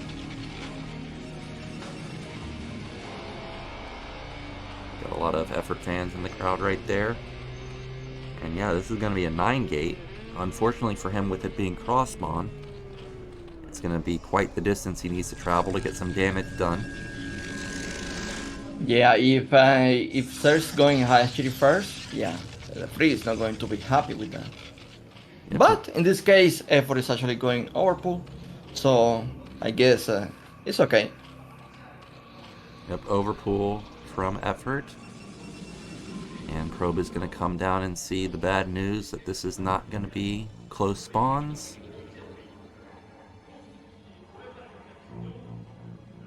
Now, how many Zealots do you think Free will build once he realizes that it's cross spawn? Is this like a 1 Zealot expand type of build? Is this like 3 Zealots expand? Or what is he looking to do with obviously some type of Zealot pressure? Like, what's the damage that he's trying to get? Well, since he's going to scout the star base, he's going to see exactly how many turns Effort is going to make, you know. So, according to that, we will see if he actually requires to, if he can rush Nexus, or he need to actually like invest more on silos, and be careful about like links going into his base and you know all of that. Okay, well, Probe got off the first shot. Does not want to stick around to fight him one-on-one. Zealot did avoid the drone, so it is out onto the map, and we do have, those are Lings. Yeah, Lings are out on the map also, just 4 right now. Okay, I saw that one get stuck behind the egg and was thinking that this might actually be just 3. Yeah, that tier base for Effort in that position. I'm not really surprised, to be honest, because when do you build the expansion on these like semi-island bases, you know, like the units getting from that hatchery to the main can be tricky sometimes, and to rally points, I probably think that it's going to be really difficult to send all the rally points to the enemy's base if you have a hatchery, you know, on that place. Yeah, now what do you think about this? This is, what, like 8 Lings for Effort? And there's a gap! So there's going to be 2 Lings in the main now? Well, when do you have like gate opening, this is not like, it's not really the end of the war, and this is going to be multitasking for effort as well. But look at this, is him going to be able to kill one worker? Yeah, he hasn't killed a worker yet, and there's 4 Oh, on 4 gas. drones in gas. Yeah, that's not great for effort. He needs to fix that. One drone can be all the difference. There you go, he did fix it. Okay, now I did notice that effort ended up going for a 305 gas. Is that indicative of something? Should we expect Lair? Should we expect hydrogen with a gas that late? To be honest, that seems to me like a delayed timing, but let's not forget that Protoss opened one gate anyway. Yeah. And look at this, he trapped the Zerglings and now they're dead. Those are like 2 free Zerglings. Yeah, that was really good from Free right there. So the Lings did no damage at all. Forced out a few more Lings as defense. And there is the Hydra Den, okay. I didn't see a Lair anywhere unless I'm mistaken. I'm surprised, to be honest, he decides to do Hydras because of the way of the map. There is a Zerglings in the wall, I think, no? I don't think so. I think he just walks right in. Ooh. Oh my gosh, so he's not even gonna fake it or anything. He's not even gonna like try and build the lair and try and act like he was going for a spire opener. That probe might actually get a kill. Okay, there we go. He pulls off and does save the drone. So the thing is, like, I'm really surprised he decides to do this build, because at the same time it's like Protoss can take that mid-try expansion like for free, and your Hydras can get to that position. So yeah, I feel like we like below the choice here for effort. Yeah, meanwhile we've got Free playing pretty standard. He's got additional gateways going down, Citadel coming down at a normal timing, Stargate's already done. First Hydras do get spotted, and I only see 2 for now, so the probe needs to try and survive as long as possible to try and get an actual count on how many Hydras. He did see an additional 1 Hydra, so it's 3 right now. It seems to me Free is not really too pressure about this, because he saw like effort making drones. But you know, that's the danger of Hydras, that you actually think, oh, he made some drones, he's probably not going to commit, and then boom, 20 Hydras in your face. Yeah. Well, he's got, I think, 6 or so right now. It seems like he's rallying even a few more. So maybe something like 8 or 9 coming at him in just a second. But the Citadel was so quick that I actually think Free may be able to hold this attack with just Zealots. Well, he can't lead these off. For now, he pushes it back, but... Yeah, seems to me those Zealots are getting lower on HP, and he actually need that to tank. Yeah, he does have 3 gates already done, and look how many Zealots he already has. He already has 10 Zealots. This is a lot of Zealots to have at 650 in the game. So he may be able to kill the gateway, but I don't think he's going to get the forge. I think speed's like within 10 seconds or so. Yeah, I mean, effort is still not there. Maybe? I think you got to go now. Okay, he is going to get the forge, actually. Wow, he barely gets it. There is still no zero speed, so I guess he was not really like able to put. Yeah, look at speed. He was literally like 10 seconds away, so that's very unfortunate for Free. He really wanted to get that +1 completed, because +1's a massive power spike for him. But well done. That will make such a difference to have the +1 on that Silos right now. They will be so dangerous, because the high count is also dangerous. So I mean, there's still this Silo force is dangerous, but with a +1, wow.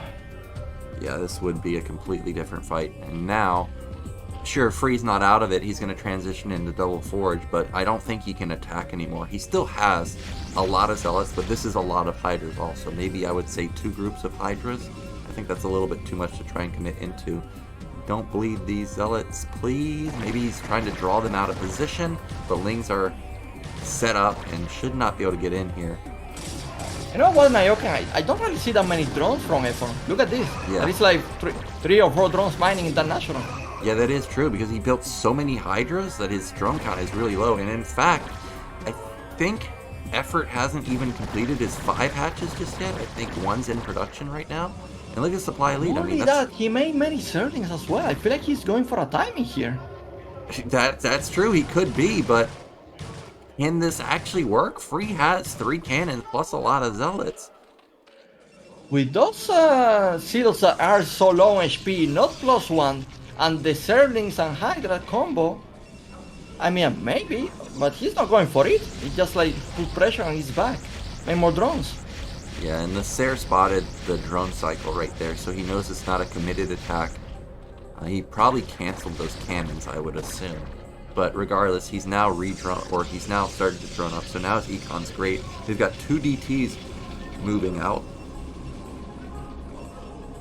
Yeah, man. Aspire. Okay. And he actually has like a high cannon gas, so it looks like he's going to be able to make a good amount of mutas from the get-go. Yeah, I think he's done a good job to realize that, hey, this guy's cutting Corsairs because of how many Hydras I've shown. So if I go into a muta switch, I may be able to pick off some Templars, but actually, Free suspects that there could be a switch, and he already has 4 Corsairs, soon to be 5. Nyoken, that's an insanely fast Queeness. That was a Queen's Nest? I didn't even Yeah. see it. Okay. So what's that mean? Are we going to Filer, or what are we rushing with that? I don't know, because it's taking 4 expansion as well, so maybe he just like going to defend from this point with lurkers and try to get to the Filer and build fast adrenaline as well. That could be the focus. Alright. I think it's going to be the Filers, but the Evolution Chambers were somewhat decent timing. in the tier. Yeah, DT shows itself but does not get in. That's a lot of drones. Okay. Yeah, and for expansion. Yep, well, Protoss is going to be able to get up their 3rd base, I think. I don't think there's enough Scourge and enough mutas to deny this. So we're going to get into a scenario where both players are going to have big econ. Actually, this is funny. He only made 3 mutas. Yeah. Free probably going to be making more Zers because of these 3 mutas. Yeah, Free's probably also thinking, like, what was the point of the 3 mutas? Because that doesn't even one-shot a probe. I'm very confused at what the point of the mutas was, other than to, of course, build more Corsairs. But I feel like he would have built them anyways, because you don't want to get dropped here. That is true, to be honest. But it's always bad to have that high amount of Corsairs if you don't need them. Oh no! Wait, he missed the shot. He missed it! Oh my gosh. And there's not enough air to deal with these Zers. So if this is like a DT drop, this is 100% dead, and it is. Yeah, because the Corsair number is so high. I asked myself if he can snipe the Overlords, you know? Yeah, There's no speed! Oh my gosh. No speed. Lack of air control allows 2 DTs to not only shut down this base, they're going to kill this base. It's going to kill the base, going to kill the Hydras, going to kill the X. Oh, and on top of that, the Overlords now are doing so much damage. Wow. These Corsairs are a lifesaver for Free. He is crippling efforts strategy right now. He's mowed down like 5 or 6 Overlords at this point. He's going to mow those down too? Oh my gosh. Dude. That is devastating damage. That you kill a 4 expansion. Well, to be fair, it's inside the main, so you can actually retake that at some point. But it's going to slow down effort so much that look at Free, he's taking a 4 expansion right away. Yeah, that's exactly what he should be doing. He has complete map control. He supply blocked effort for an eternity. Definitely consider taking a 4th base. I would love to see him start mixing in Dragoons in his army, just because that army looks so weak versus Lurker Ling. I feel like he needs to have something other than just Zealots. The only thing I'm going to give like effort some advantage is like Hive is done. He could be taking already for the Filer Plague and probably get some value from that. Yeah, that is true. Because of how fast he rushed Plague, I don't think Effort's gonna die to an attack anytime soon. But he's definitely in a bit of trouble here. Zers are going to save the day again. Look at the supplement. Free is getting ready. Yeah, he is shooting way up there. If Effort wants to save this game, he's going to need to have like a big juicy plague or Darkstorm or something to save this base at mid left. There's not that many Hydras. The shuttle does get sniped before they can all unload. Okay, that was good. Yeah, that seems to be a solid defense. Oh my gosh, the Scourge are just useless. That is a big army. That's how I feel in my games. Yeah. Well, Knight is coming up, but I didn't realize, Nyoken, there is a bottom right expansion. Yeah, he's hidden bottom right. It's gonna get scouted though. There's a red dot over there, so Free, if he feels like he can't attack bottom left, he may just go over to bottom right and go attack there. Yeah, Free has a huge army, so I really ask myself if, like, oh wait, there's the swarm. Yeah, it is a huge army, but I don't know how he can bust through this. It's a lot of Zealots, not a lot of Storm. Goons obviously don't damage anything under Darkstorm. I think Free's best option here is to go to bottom right. He had something there, but it got picked off, and I don't think he realized that there's actually a base over there.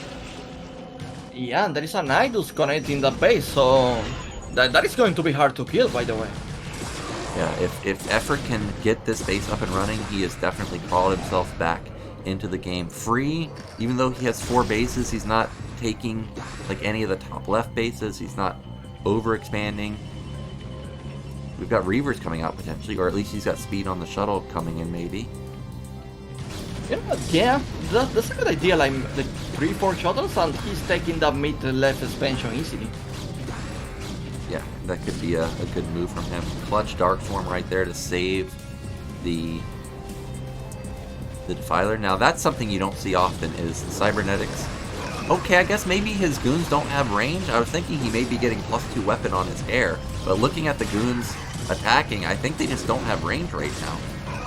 Please don't tell me he forgot range. I think he did.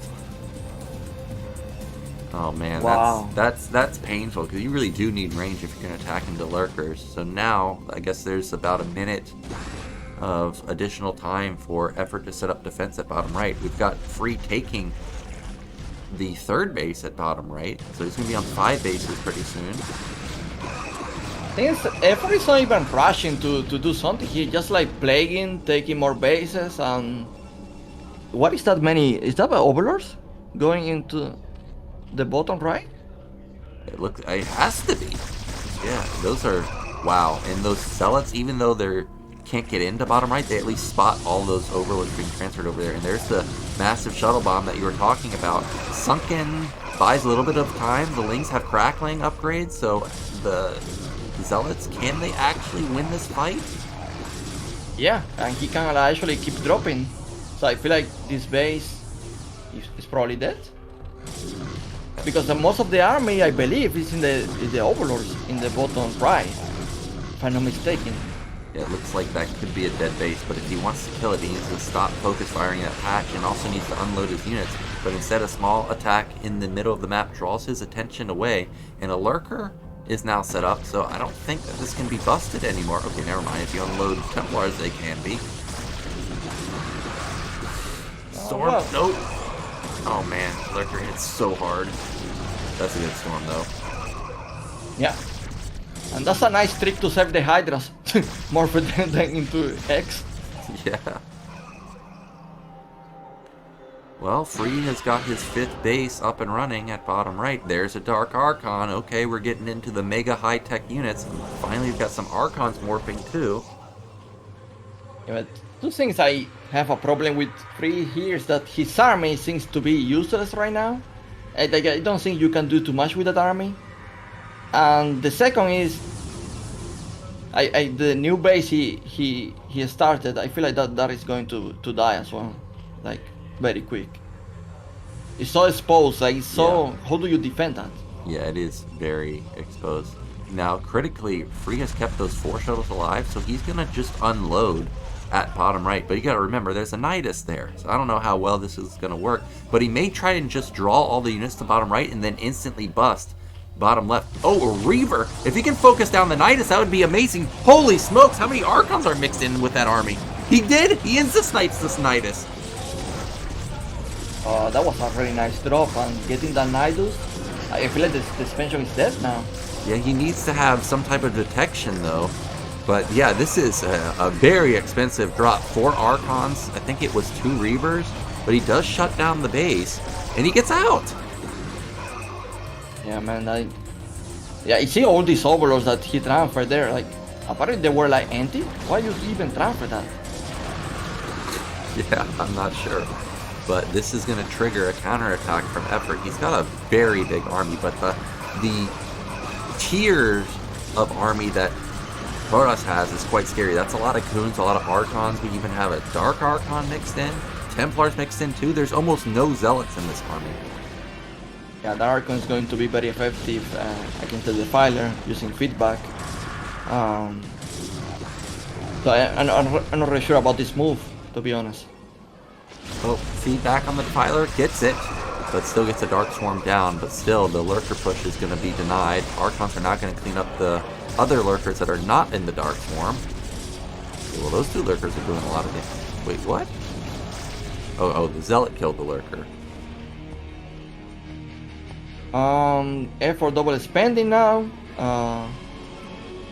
Man, I don't really know, like, it's a tricky game. I don't really feel like they can attack each other.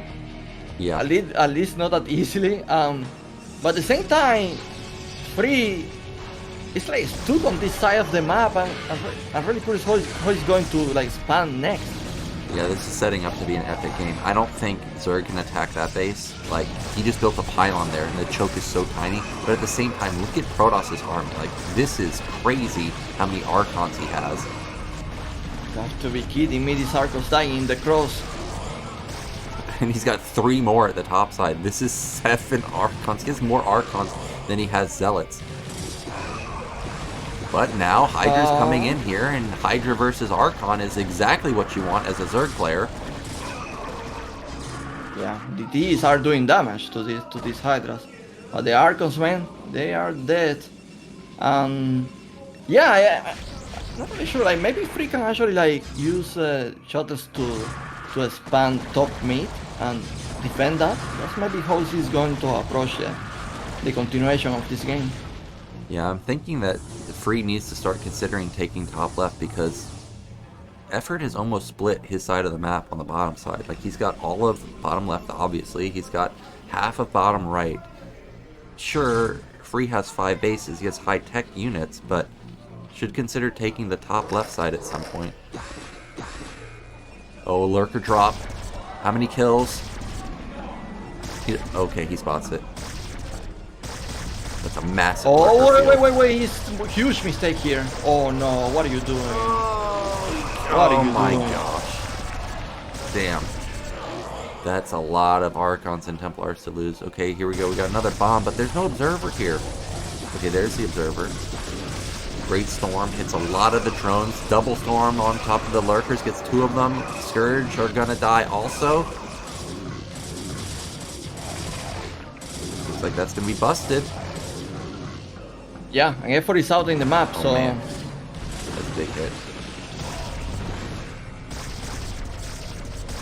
I wonder if the Reaver has the damage upgrade, because that thing hit really freaking hard on that Lurker. Good Storms coming in. Looks like this attack is going to be probably denied. There's just so much AoE here. Yeah, there's a lot of Storms. But eco-wise, I'm not really worried for Effort right now, since he took the new mate in the bottom right. So, yeah, I feel like eco-wise is safe, and apparently he's like setting this kind of contain in the map that is just denying the mobility to Protoss. But yeah, it feels so strange for them to attack each other right now. That's a lot of Lurkers. Oh man, he's bleeding off a lot of Lurkers right here. Oh, we've got shuttles at the natural of the 3rd base. Oh no, you gotta unload! Oh my gosh! Okay, actually, if we look at the supply, Free supply didn't shoot down that much, so it may have just been nothing in those shuttles. Maybe? I'm not sure exactly, but that's what it seemed like based on the supply loss. And we've got a huge attack coming down here, but again, there's no Observer. Where are those servers, man? Alright, those Reavers are isolated now. He may be able to pounce on top of them. He's gonna... Oh... Oh my gosh, those Reavers getting huge shots. He ends up picking off about 3 or 4 of the Lurkers. Maybe even more. You know what? Like, Free is killing a lot of expensive units right now. He's killing so many Lurkers. Yeah, Free's like losing a lot of Zealots to the Lurkers, but, you know, those don't really matter so much. He just... Effort ended up just losing like 8 or 9 Lurkers in that engagement, even more. Now he's found another Lurker field that's going to be denied. You know what? This army is massive. Like, there is nothing actually to defend the main. Yeah, this is a huge Protoss army, and there doesn't seem to be critical mass to support these couple of Lurkers here. However, Plague can change the tides in an instant, and the single Observer gets picked off. Free, you may be overstepping here, man. Yeah, it's impossible to advance in these trenches. Lings from the back. Lurkers. Oh, he's going to lose everything. Melted. Supplies went from max for Protoss down to 140. There's a lot of army Nyoken, but he's taking top left. We're getting in this kind of game that is just like trading and trading. And I mean, the one that's going to trade the better. Yeah, and look at bottom right. There was like a Lurker drop there at that base. It doesn't get any kills, but at least forced Protoss to not be mining this position for a long time. He needs to storm it, because that's not a dead Lurker. But yeah, I was like, if actually Effort want to win this game, I feel like he just like, he can let the Free taking more expansions like he's doing right now. Yeah, he's got to do something to stop this army. You know, Zerg doesn't mine out as fast as Protoss, but Zerg has had bottom right for a very long time, so that should mine out before Protoss's top left bases mine out, I imagine. So definitely needs to deny this base if he can. We've got more harassment coming in. That should be a Templar drop, and it is. Instant response from Effort there. Well done. Yeah, nice drop. Here many ceremonies without the storm. And another good nice drop. Defense. Well, yeah. Yep, and it looks like the counterattack top left will be denied. I'm surprised Effort didn't really try any drops, like a big drop. He's trying these Lurker drops. Oh my god! Yeah, this Lurker drop is annoying, but I agree. I was expecting to see like a big drop to top left, which hasn't come just yet. What do you think Effort can do other than drop to stop this base? Like, is that the only option he has? I mean, there is no massive army. Look at the supply. It's 100 supply already. Like, his supply is so low that I'm honestly starting to be worried about for him. Because like on top of that, he loses so much eco in the bottom right that like he doesn't even have resources to get drones. Yeah, you can see that he's really run out of steam quite a bit now. That single Lurker at the right side shut down half of the mining there and shut down the gas income for free. So that's a big win for Effort, but he really needs to rebuild that drone count. He lost like 20 drones a moment ago. Yeah, eco-wise, it's really not good right now. He really needs to build the saturation again. He's taking a new base, but it's also a base that needs to build saturation. And you know, Free is like so healthy. And look at that army, he's going at it again.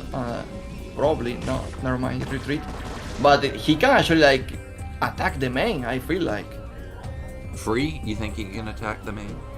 Yeah, with that big army, there is almost no units in that. In that main. Well, we'll see. He may go for it now that a drop is coming to top left. Once he sees that the units are out of position, maybe that'll be his moment to strike. Oh, he knows. You know what? Actually, that base could be dead. Yeah. If there's a defiler in here, this should be dead. If there's no defiler, I'm not too sure. Lings. That Nexus with that many zombies? Yeah, well, that's a he lot focused, of course. Yeah, that got massacred. That got blown up in an instant. Alright, well, he denies that base. He does lose a lot of lings, but those are somewhat cheap units. They're really trading punch after punch, but no one really like committing to win the fight right now. I mean, effort. I feel like his big problem right now is the eco. Um, if he can get that right and build some momentum and units and keep playing, I think that there is a chance for him. Yeah, especially since every time I look at Free's gas now, it's like extremely low. He's depleted all of his gases except for bottom right, which he just now started mining again. So, like, he has a decent amount of tech-based army right now, but once those are gone, I'm struggling to see what he replaces his army with other than just pure zealot. Now he's going to get mowed down here by Ling, Lurker, Defiler, or Darksworn Plague. Oh, good storms. Jesus. Effort is being so annoying sniping every your server. Like, Free has to be bad. It has to be mad, honestly. Yeah. You got Lurkers set up behind the mineral line up here. So that base is going to be denied for a long time. Free's about to be mining on one base only. Like, I see the top right base about to deplete. Boom! There's good Reaper drop. Oh, but the shuttle gets taken down.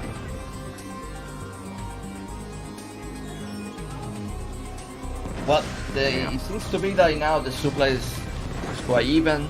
Free, you mentioned, is only one base. Effort. Oh, look at this. Counters to top left.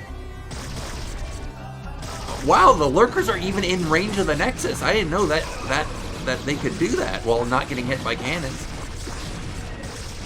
That's a dead base.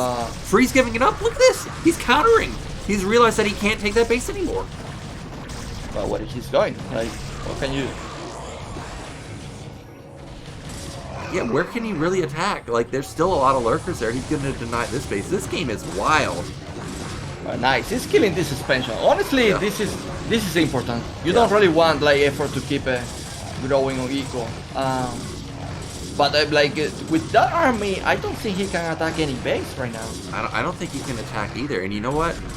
I actually wish that effort would build like a few Guardians and overlook and attack that bottom right base just over the ledge, because I don't think there's any counterplay to that. The Corsairs all died. There's not that many Templars left. You're right there. That is true. Like he can actually like make some Guardians. But you know what? The base is about to mine out as well. Yeah. Like, is even like worth investing in that, or just like making sure that you can defend what is coming? Yeah, I guess he doesn't even need to do that. Like, the whole game plan now is to just deny Protoss from getting another base, and he should be able to take this game. Another good Plague.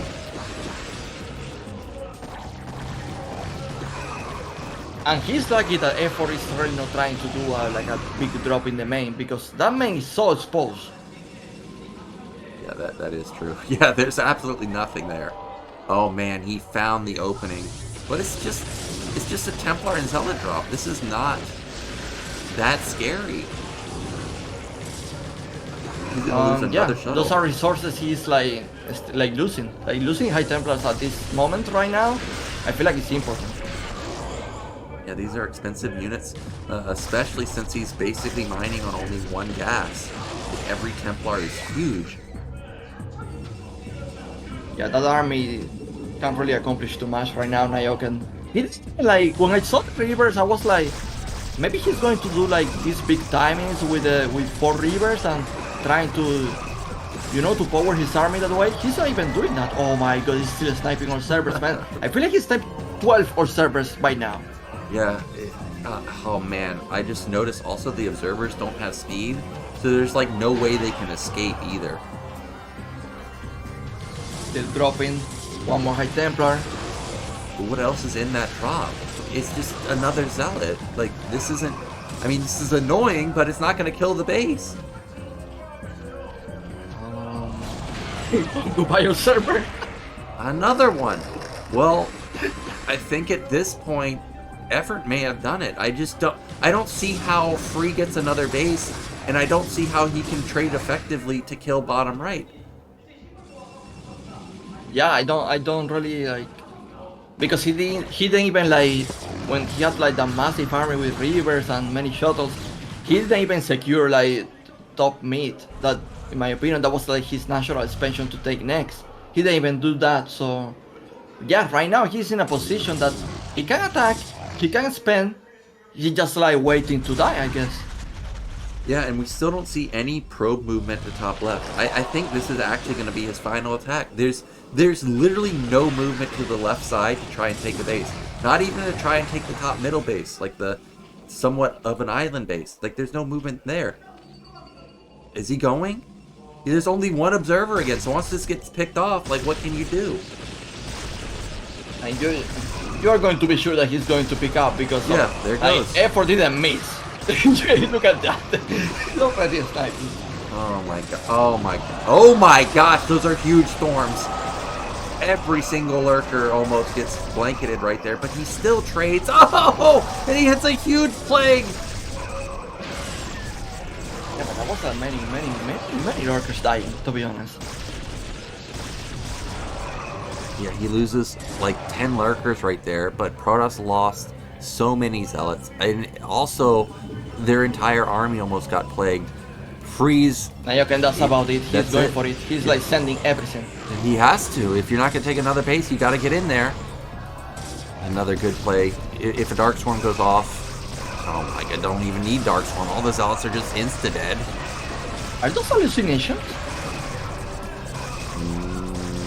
I don't think so. Look at this. Look at Free's reaction. He knows that he's lost this game. He can't bust the lurkers. Man, they died so fast. Yeah. Plague pretty nuts. And there's another one. Another observer dies. And this is just an unfortunate way for Free to lose here. I thought his early game was fantastic, but in the end, the defense of effort was impeccable, and we are seconds away from the GG. There it is. Well done from effort. He is going to move on to face Light as our decider match. Insane game, to be honest. I feel like Free dropped the ball a bit in the end. Like, I just feel like he could like put more force into like spending and securing more bases. But for some reason, he just like he took the right side, and that was it. He didn't really progress from that point. Yeah, and like he had a formidable army too. Like he had what at points 10 Archons, a lot of Templars, Goons, Reavers. I'm surprised that he wasn't able to bust anywhere. But you got to give credit where credit was due. The Scourge snipes were amazing all game long. He dealt with, even though he took a lot of damage on his island bases, effort did. He did a good job to defend them overall, and just great Dark Swarms and Plagues all day, all game long. Yeah, he didn't really miss with those servers, honestly. I was like, I'm pretty sure like Free has to be like mad with that sniping. Yeah. That is unreal. Yeah, this is one of those games where you wish you had the units killed tab from StarCraft 2 to see how many observers were lost this game. Yeah, for sure. Like the attacks from Free really, the big attacks, they didn't really work. I feel like he did more damage with some more skirmishes he was trying. But at some point they were not doing like trading well, losing high Templars for Free, almost not doing damage with the storm. So I mean, it was such a tricky game for him. And yeah, he didn't really like secure more bases. Like the one he was trying to build in the top left, it was killed by air for a drop. Yep. And then he just wasn't able to ever take it again. So well done. We're going to be going into a break, and then we will be back with our final game of the day. It's going to be Light versus Effort. So unfortunately, one of them is going to be eliminated. So don't go anywhere.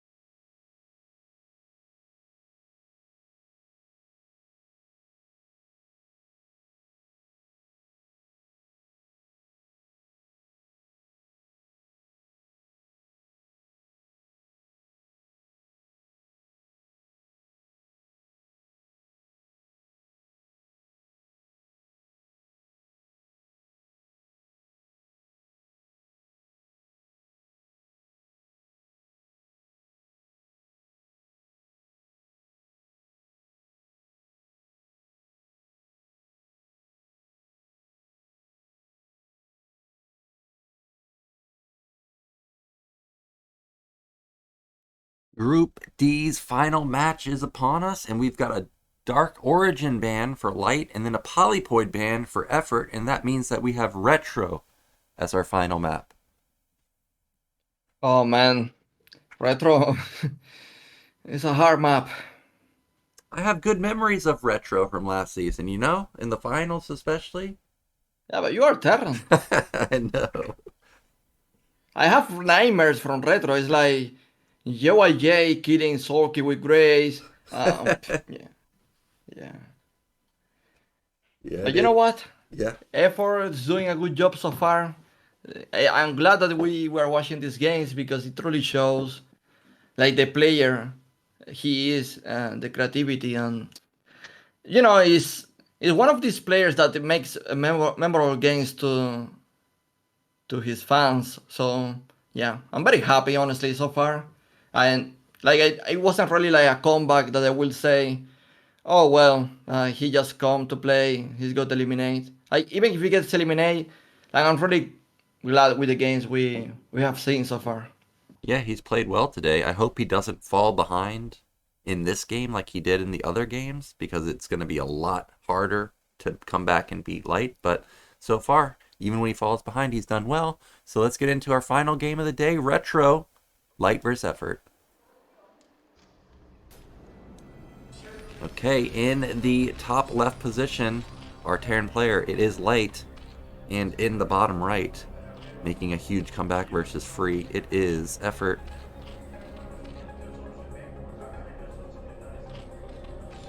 Man, I saw that larva not get morphed instantly, and every time I see it, I'm like, oh man, is this it? Is this the 4 or 5 pool? Are we gonna see it? But not this time. I actually thought this time I was silent, like, is he really like doing a 5 pool now? Yeah. Oh my god. Well, we're looking at the, let me see. It said something about recent 10 games, 7-3 for Effort. I don't remember what the Light games were. Oh, Go Light. from Germany, go Light. Oh, 8 racks. Okay. Now this, I think, is a position where you can wall pretty well at, so I think this is a good 8 racks for Light here. Unfortunately, he's cross-spawned, so of course that kind of sucks, but other than that, I like the idea. Yeah. To be fair, like cross spawns on this map, it actually isn't that bad, because like if he wasn't in, like imagine it was top right, the third player top right, then he need to go to the national, and then you know, like it's this tricky mechanic of this map. Yeah, that is true. Well, we do have the 12 hatch coming down this time as opposed to the 11 hatch, which we saw earlier. So a little bit of a difference there. And look at this. Effort is building additional drones. Now this can backfire instantly. Yeah. It could be also... Yeah, no. Oh my god, it's making... Oh my god, it's 13 pool. Yeah, this is pretty much as greedy as a Zerg player will ever be. So despite it being cross-spawn, I don't think this could be a better opportunity for Light, other than, of course, you know, it being close spawn. But this is as good as it gets. The pool is going to be way late. This is 3 hatcheries. This is the classic 3 hatcheries. Okay, he saw the game versus action, where he was able to hide a base. He thought, well, maybe I can do the same. But you know what? Since he made that many drones and no extractor, he actually has like many drones to defend. Yeah, that is one of the upsides of going for this late pool, is at least you have a lot of drones. We'll see. Okay, he's only pulled... Okay, now he's pulling a real amount of drones. He's pulling 6. But what does he drill on is the question to me. Like, he can't drill on anything with these drones. He's just got... Like, the SCVs can body block really well. Need to go out. Oh! Amazing control. He catches the first Marine. Gets the second one. He only loses 1 drone. Oh my gosh, this is a huge advantage for Effort right now. Do you think so? Like, Light's retreating. Like, yeah, but he didn't even like. Okay, he built a bunker and he canceled it. Yeah, he also lost 2 Marines, and Effort, he's got Mega Econ, right? He only lost 1 drone. I feel like that's a massive win for Effort at this point. Yeah, it's true. He never invested in that structure. He built many drones, so his eco is really good. Like now, is the command center is starting now. So yeah, eco wise, I would say that Ser is in a really good shape right now. Yeah, he's going to be able to pump out so many drones. One thing that we do got to keep an eye on is that saturation in the main. I mean, there are no drones there, so definitely needs to Oh, fix that. 3 Marine move out, but the Link spotted it. did did he? I think he did. I hope he did. I hope we don't see 3 Marines win the game. Okay, Light's turning back anyway.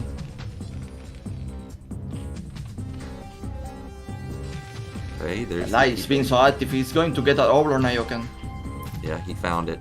Wow, he is actually going to kill it. That's a good way to come back in this game. Don't let Zerg get away with absolute murder building a billion drones. Supply block is going to be pretty crippling here. Yeah, going to slow down effort a bit. But you know, like eco-wise, it's now the Light's transferring workers, almost 440. So eco-wise, like Terra is not really in a great shape right now. Yeah, Terran, not the greatest position. And I was No thinking way. this right now. What would you think of a lurker bust? And there it is, Hydrogen coming down. Wait, if he's doing engineering bay first because of, oh my god, he's doing engineering first. But there is academy already, so he is going to get scans. Yeah, and the Hydrogen, I think it's likely to get scanned here. If the Hydrogen was north instead of south of the hatchery, I think there's a chance where it might not get scanned. It's a bit unlucky there. We'll see if it actually does get identified, though. Wait, if actually lies safe on making more SCVs, and then he only builds one scan, and what his scan is like the natural to see if he can like put pressure on it to force sunkens. Maybe effort can like, you know, like make some timing with lurkers, but if he actually scan the main railway, it's going to be troubles. Well, we've got, oh my gosh, 5 racks. He really thinks that this is going to be mutaplay, but it is not going to be. And this is, I don't know, 5 racks, that's a lot of resources to be spending on buildings. But he started it now, like if he scan, Oh, he we can see actually it. cancel that. He's going to cancel one barrack and probably make the factory. That's usually the play, right? Yeah, usually 4 racks with the factory is the move, but he did only scan once, and even though he sees the Hydrogen, he didn't see any Hydras pop out, so maybe he thinks that this Hydrogen is a fake. Nope, take that back, bunker out of the front. And I guess he's realized that he did enough damage in the early stages that he... Okay, there's the cancel. I was waiting for the cancel. Yeah, effort taking a new base by the way, so this is not really the classic of lurker boss with Zerlings, more like it's going to be probably a fast quickness. Yeah, I guess this is one of the advantages of when you do go lurker. Terran has to respect the bust, so if you do put down an expansion, you know, you should be able to secure it as Zerg, and that's exactly what we're seeing here. Effort doing a good job with the Zerlings, spotting everything. He doesn't have that many Zerlings, and Light, I thought for a moment he will like attack a bottom left, to be honest. Yeah, But well, never mind, he actually, there is like defense in place already, so he can really like do nothing about these lurkers. It's like almost like contained in some way.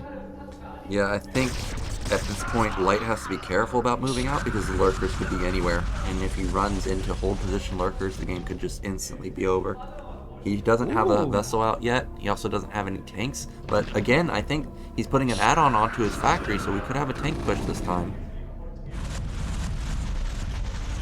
Yeah, but with this lurker move, it's going to so difficult for it to advance. And like the good idea of like doing siege tank is that you are doing it before vessel.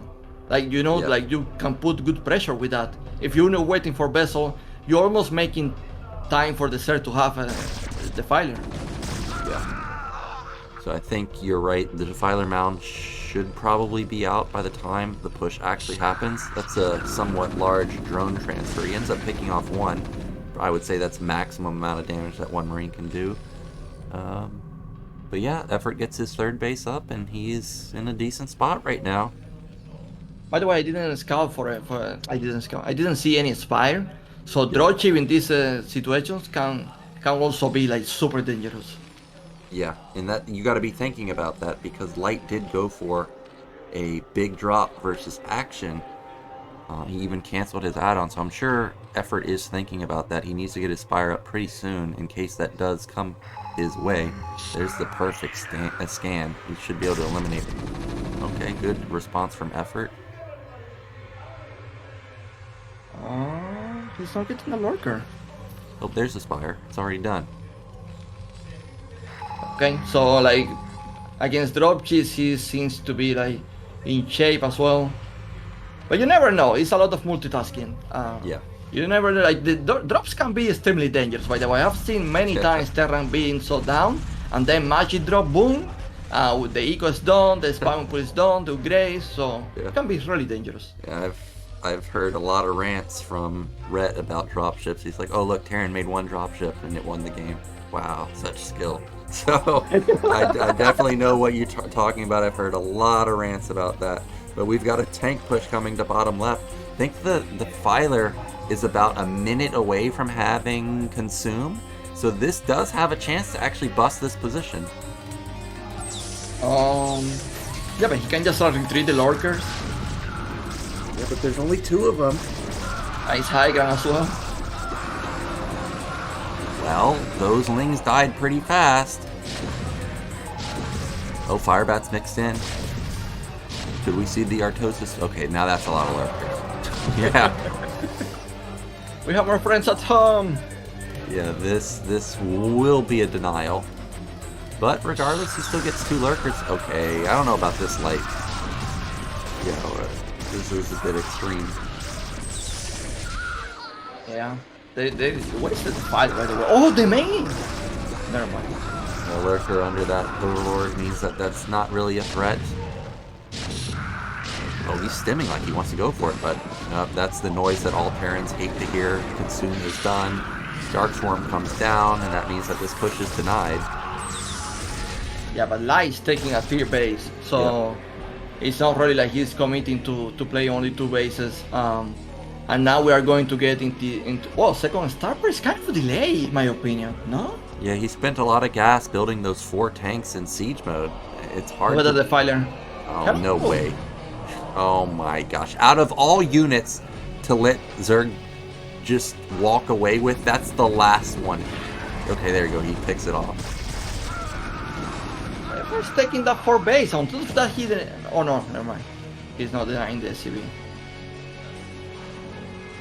Well, there is the 4th base coming down for Effort in just a moment. 3rd base is complete for Light in a second, so he'll be big econ, but 4th base is always scary for Terran to just let Zerg get for free, but that's one of the downsides when you go for a tank push. You don't have critical mass vessels, but can he knock this base down? Remember, there's only one lurker under that overlord. I don't see any no Defiler. At least not just yet. Where's the Defiler? Need the Defiler! Where is it? Does he not have one? I don't think he has one. Like the last Defiler I saw, he lose it in the 4th expansion. He's counterattacking with his only Defiler. So this is it's not necessarily all in, but if he loses his Nidus and loses his lurkers at the natural, this could be it. There's the Defiler. It's one shot away. Oh. Wow, he doesn't have a radiate to get the Defiler? It doesn't seem like he did. I think he may have irradiated some of the lurkers instead, so Effort ends up holding, and he's got a weird kind of contain, not really contain on Light right now, but it's still awkward to have Dark Swarm at your natural. Yeah, but the 4th expansion is exposed now, Nyoken. Oh, this is gonna get shut down. If he had one more, if he consumed those lings, I think he could have gotten into the nat. But yeah, the 4th base is being attacked, but Dark Swarm comes in clutch again. Yeah, the thing with these lurkers outside is that, yeah, you are like containing the army there and the rally points and everything. So there's going to be, oh my god, yeah, there's going to be some need to fix the rally points, and effort, man. Like, I don't know why he's tend of making like more devices. He's like playing with only one and switching and being so effective right now with his gas. Dude, these lurkers are killing so much stuff, and there's not that many lings at top middle, but SCVs are dying. That has a Dark Swarm. Get it down. Oh, he didn't get it down, but still, he shut down this base, and like, look at what Light's doing. He's just bouncing between bases, but not actually doing anything. The four gas is already like it's in the making. Oh, wait, Zerg you has- can attack this. You can't attack this. Zerg has +2 armor also. Well, there's no Defiler and there is a shield tank. Okay, yeah, there's no Defiler, so again, this could be potentially busted because of that. No, with how many lurkers, it's gonna be hard. It's gonna be hard, but there's the Defiler, I mean, so it's gonna be pushed back again. Oh my god, he's still losing units to the lurker. Yeah, there's just random stuff all over the place. There's one Ling up here holding that ramp. You know what, Nyoken? I feel sorry for Lai, but his position is looking so bad right now. He doesn't even have that many production, like barrack wise. The last time I saw like 4, he's on 6 probably now. Yeah, and Zerg already has +2 armor, so +3 is going to be coming in sometime soon. He's got a lot of macro hatches. He's got 4 bases. Now, the vessel count is scary, I got to admit that, but I feel like Effort's in an amazing spot right now. Like, these 3 Lings at top middle, they have done so much damage. There are many vessels indeed, and that's probably the only going for him right now. It's like the vessel count, and that can change very quick with a good play. Yeah, good plague and like one Mutilus just finished them off. But right now... You know what? There is a big attack now going into the Zerg main. Yep. I don't see nothing, like there are not even lurkers. Yeah, there's no lurkers, at least not just yet. Okay, that is a scary amount of vessels. 8 vessels or so. Darkstorm comes down. Okay, 2 Ultras on the left side can go for a counterattack. He's retreating. Did he actually scan the ultras going into the main? I don't think so. Well, now he sees them, but he can't fight this. Those are heavily upgraded. Look, and there's just this small Ling attack to top right. Effort's just multitasking like a madman this game. Those Marines are gonna die. Dude, is he gonna do it? Light's mined out in his main and natural pretty soon. Wait, big attack going into the forest expansion, but it's too defended. I don't think like... Nothing in the bunker. That's a lifted base. Look, Light's not turning. He's not turning around to defend this either. He's just continuing to try and attack somewhere. He's floated top right. He's gonna maybe hold top middle just barely. This pinball from Light is already working. Like, yes, he's irradiating, but he's not even using that many irradiates. Yeah, this lurker in a random spot at the left side is racking up. Okay, he found the opening. He's going in here. This is probably Light's last stand. Look at this. He's pouncing on him instantly. Dark Swarm comes down, but there's no lurkers. There's no fire bats. Well, okay, there's 3 fire bats, but so many Lings and Ultras left over. I think like he loses the big core of the army. He loses the forest expansion as well. He's losing the tier expansion. I don't know what can you do? GG! Oh my gosh. Another massive favorite gone and Effort. He's going to move on along with Action. 2 Zergs today making it out. Come on! This is what I'm talking about. Come on! Oh my god, I can't believe it. Yeah, what a season already. Yeah, Effort played out of his mind today. Despite losing to Action, he had a good recovery in the CVZ. Played absolutely ballistic versus Free. I still can't believe he won that game. And then, you know, other than a couple moments where the Defiler was out of position, he was in complete control of this game. He was, you know what, I never seen, at least against Terra, I never seen 2 or 3 Zerglings being so annoying all game long. Like, if you look at the situation where it happened, it was mostly like 3 Zerglings. I'm like, well, bro, what? How he's doing so much damage with 3 or 2 Zerglings? Yeah, like you said, those 3 Zerglings at top middle shut down that base forever. There was one on the ramp that was Dark Swarmed. He couldn't do anything about that. And then also that lurker at mid left never got moved, and it racked up a ton of kills. 5 lings shut down top right. Like a single bunker would have, like that was loaded up actually, would have saved these bases for Light, but the multitask was just too strong, and Light wasn't able to focus and have the correct defense. Do you think it was a mistake? Obviously, it's easier to say now that the game's over, but do you think that was a mistake to go siege tanks instead of like vessels, like two starports? Well, like in retrospect, of course, since the tanks didn't work, you think vessels could have been better. But I actually don't hate the tanks because tanks are still useful. Like you can still use them defensively. Like he didn't have to keep pushing with the tanks. Like imagine if he just sent them to top middle or to top right and he just put them in siege mode there. Like they just sit there and defend his bases. That could have, allowed him to get 4 bases up and running. So I think the idea was still okay. But yeah, obviously it didn't work out this game. The thing is that I feel like if we like he had some like more bigger vessel count early on. Like the play that Effort was doing with only one defiler and defending everywhere, that kind of play was impossible. Like that defiler will get irradiated like right away. Yeah, that is true. And I guess maybe the tanks could have been a better option. Initially, when I saw the tanks being built, I thought this was the perfect counter, but I guess the hive was faster than I was anticipating. Oh my god, I can't believe he actually made it from the group, bro. Like, this is so insane. I wasn't expecting him to qualify to ASL, and now advancing. It's going to be such a good season. Yeah, and he looks really strong in all the matchups so far. So definitely Effort could go pretty deep this time around. Action looked as good as he ever been also.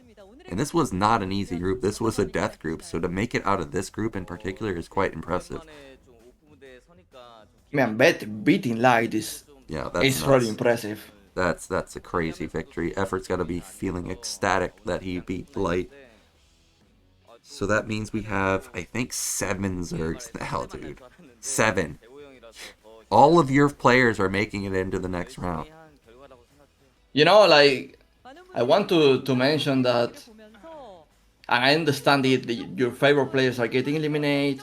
Like, no, there are not many Protoss making it. But don't blame the maps right away. Yeah. Like, I know everyone like they are going to pick out the maps. And the reality is that this is a best of 1. There is so much random happening that they don't think because one player got eliminated because of the map. Like so far at least, there is not a single game I have watched in this ASL that I'm like, oh yeah, the map is terrible and he loses because of the map. That is not really been something.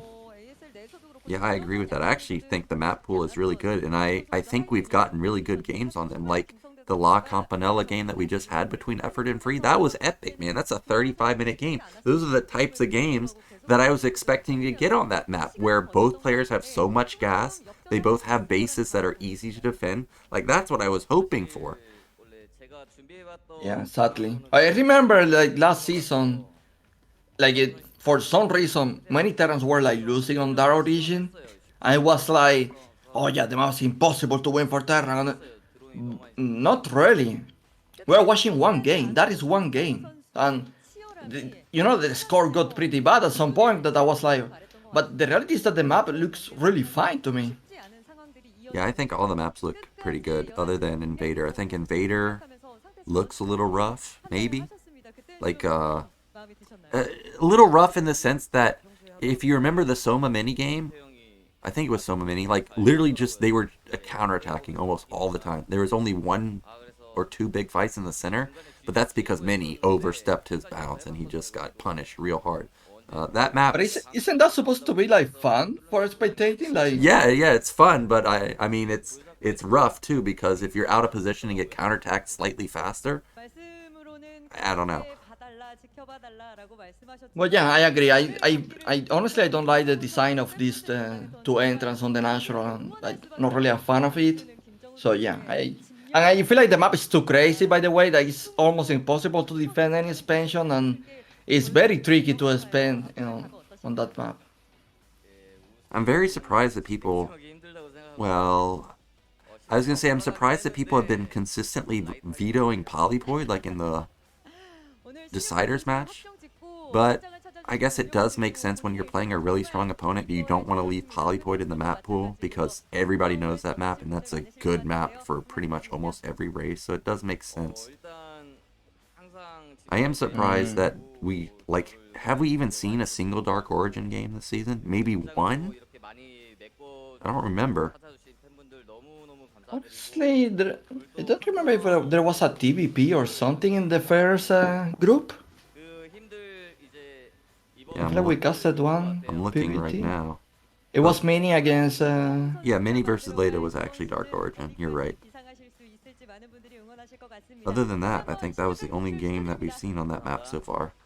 And I really did like that map from last season, actually, so I was a little surprised that we haven't seen it just yet that much. Yeah, I feel like every third player is going to be so hype right now for Yeah, effort, man. Advancing, this is insane. yeah, Um, Sadly, we didn't have. I mean, that is crazy. Two Protoss players. yeah, too. That's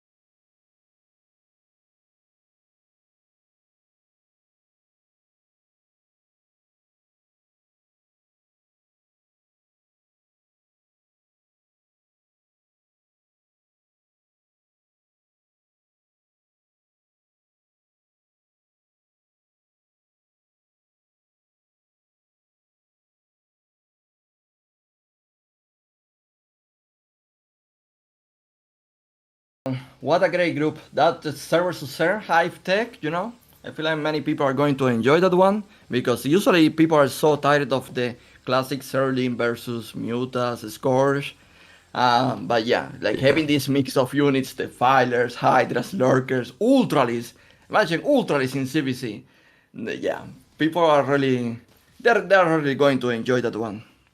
yeah, for sure. They will definitely enjoy it. And I was right. Last season we had 12 Terrans, but then we only had 2 Terrans make it into the round of 8, and of course they both went the distance. But tomorrow's matchup, we're going to have Queen versus Ample. That should be great. And then Sharp versus Mr. Jadong. Always look forward to Jadong games, man.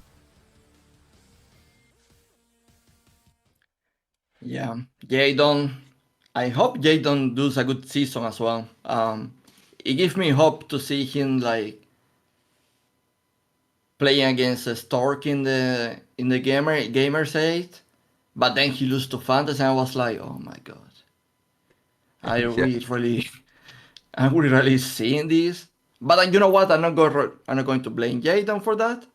I'm going to give credit to Fantasy that put a lot of time and effort and like I still hoping Jadon is going to have like a good season. I'm always like, that guy is so good, so insane, so intense that you naturally like root for him. yeah, and there's potential for him to get a Jadong versus Zerg matchup if he beats Sharp and Queen takes down Ample. We could have him versus Queen, which would obviously be a tough matchup, but Jadong an expert in CVZ, and I think he's got a good shot. Also versus Sharp, like Sharp, he's a great Terran, but I like Sharp in Terran versus Terran and Terran versus Protoss. So I think Jadong has a good shot of taking him down. And as far as the Queen Ample series, Queen, he's always a monster. He's always sick. But Ample's been playing really well lately. I've got high hopes for him too. Yeah, the reality is that you don't really hear too much about Ample because he's not really making it to the big pro leagues or even the lower one. At least I don't really see him very often. Um, but the reality is that he's making these OSLs qualifying for ASL like very. He's being constant with it, so that has to speak for his skills, honestly. Yeah, like almost maybe not every season he's in it, but very often he's in it. Like maybe like every other season he's in there. But so yeah, it does really speak to his skill, and I do like his Terran versus Zerg quite a lot. It is of course going to be really rough, and this is the mouse pad, and it looks based on the material like this is actually a mouse pad, like I was talking about. It looks sick. It's got all the champion pictures on it. I'm actually considering buying it. My current mouse pad, my Evil Geniuses mouse pad, little old Eonzerg. It's about 15 years old. Might need an upgrade. Yeah, man, that mouse pad, and I don't even know how do you use that. Do you clean it often? I don't clean it, man. Ima- Imagine this, Eonzerg. Imagine if you got that mouse pad and Effort signed it. Would that be your most cherished possession? Of course, but I will not use it. Oh, yeah, yeah. You wouldn't be able to use it, man. I have a sheet of SK Telecom. I Oh, have a sheet of Flash. I know I don't use that. yeah. I never. Oh, that. I'm never going to use that. I'm Yeah, probably going to die and put that shit inside. It's going yeah. with me. That actually reminds me. A long time ago there was a on Team Liquid. I think Little Susie set this up where you could buy CJ Intis gear, and I'm not kidding you, Eonzerg.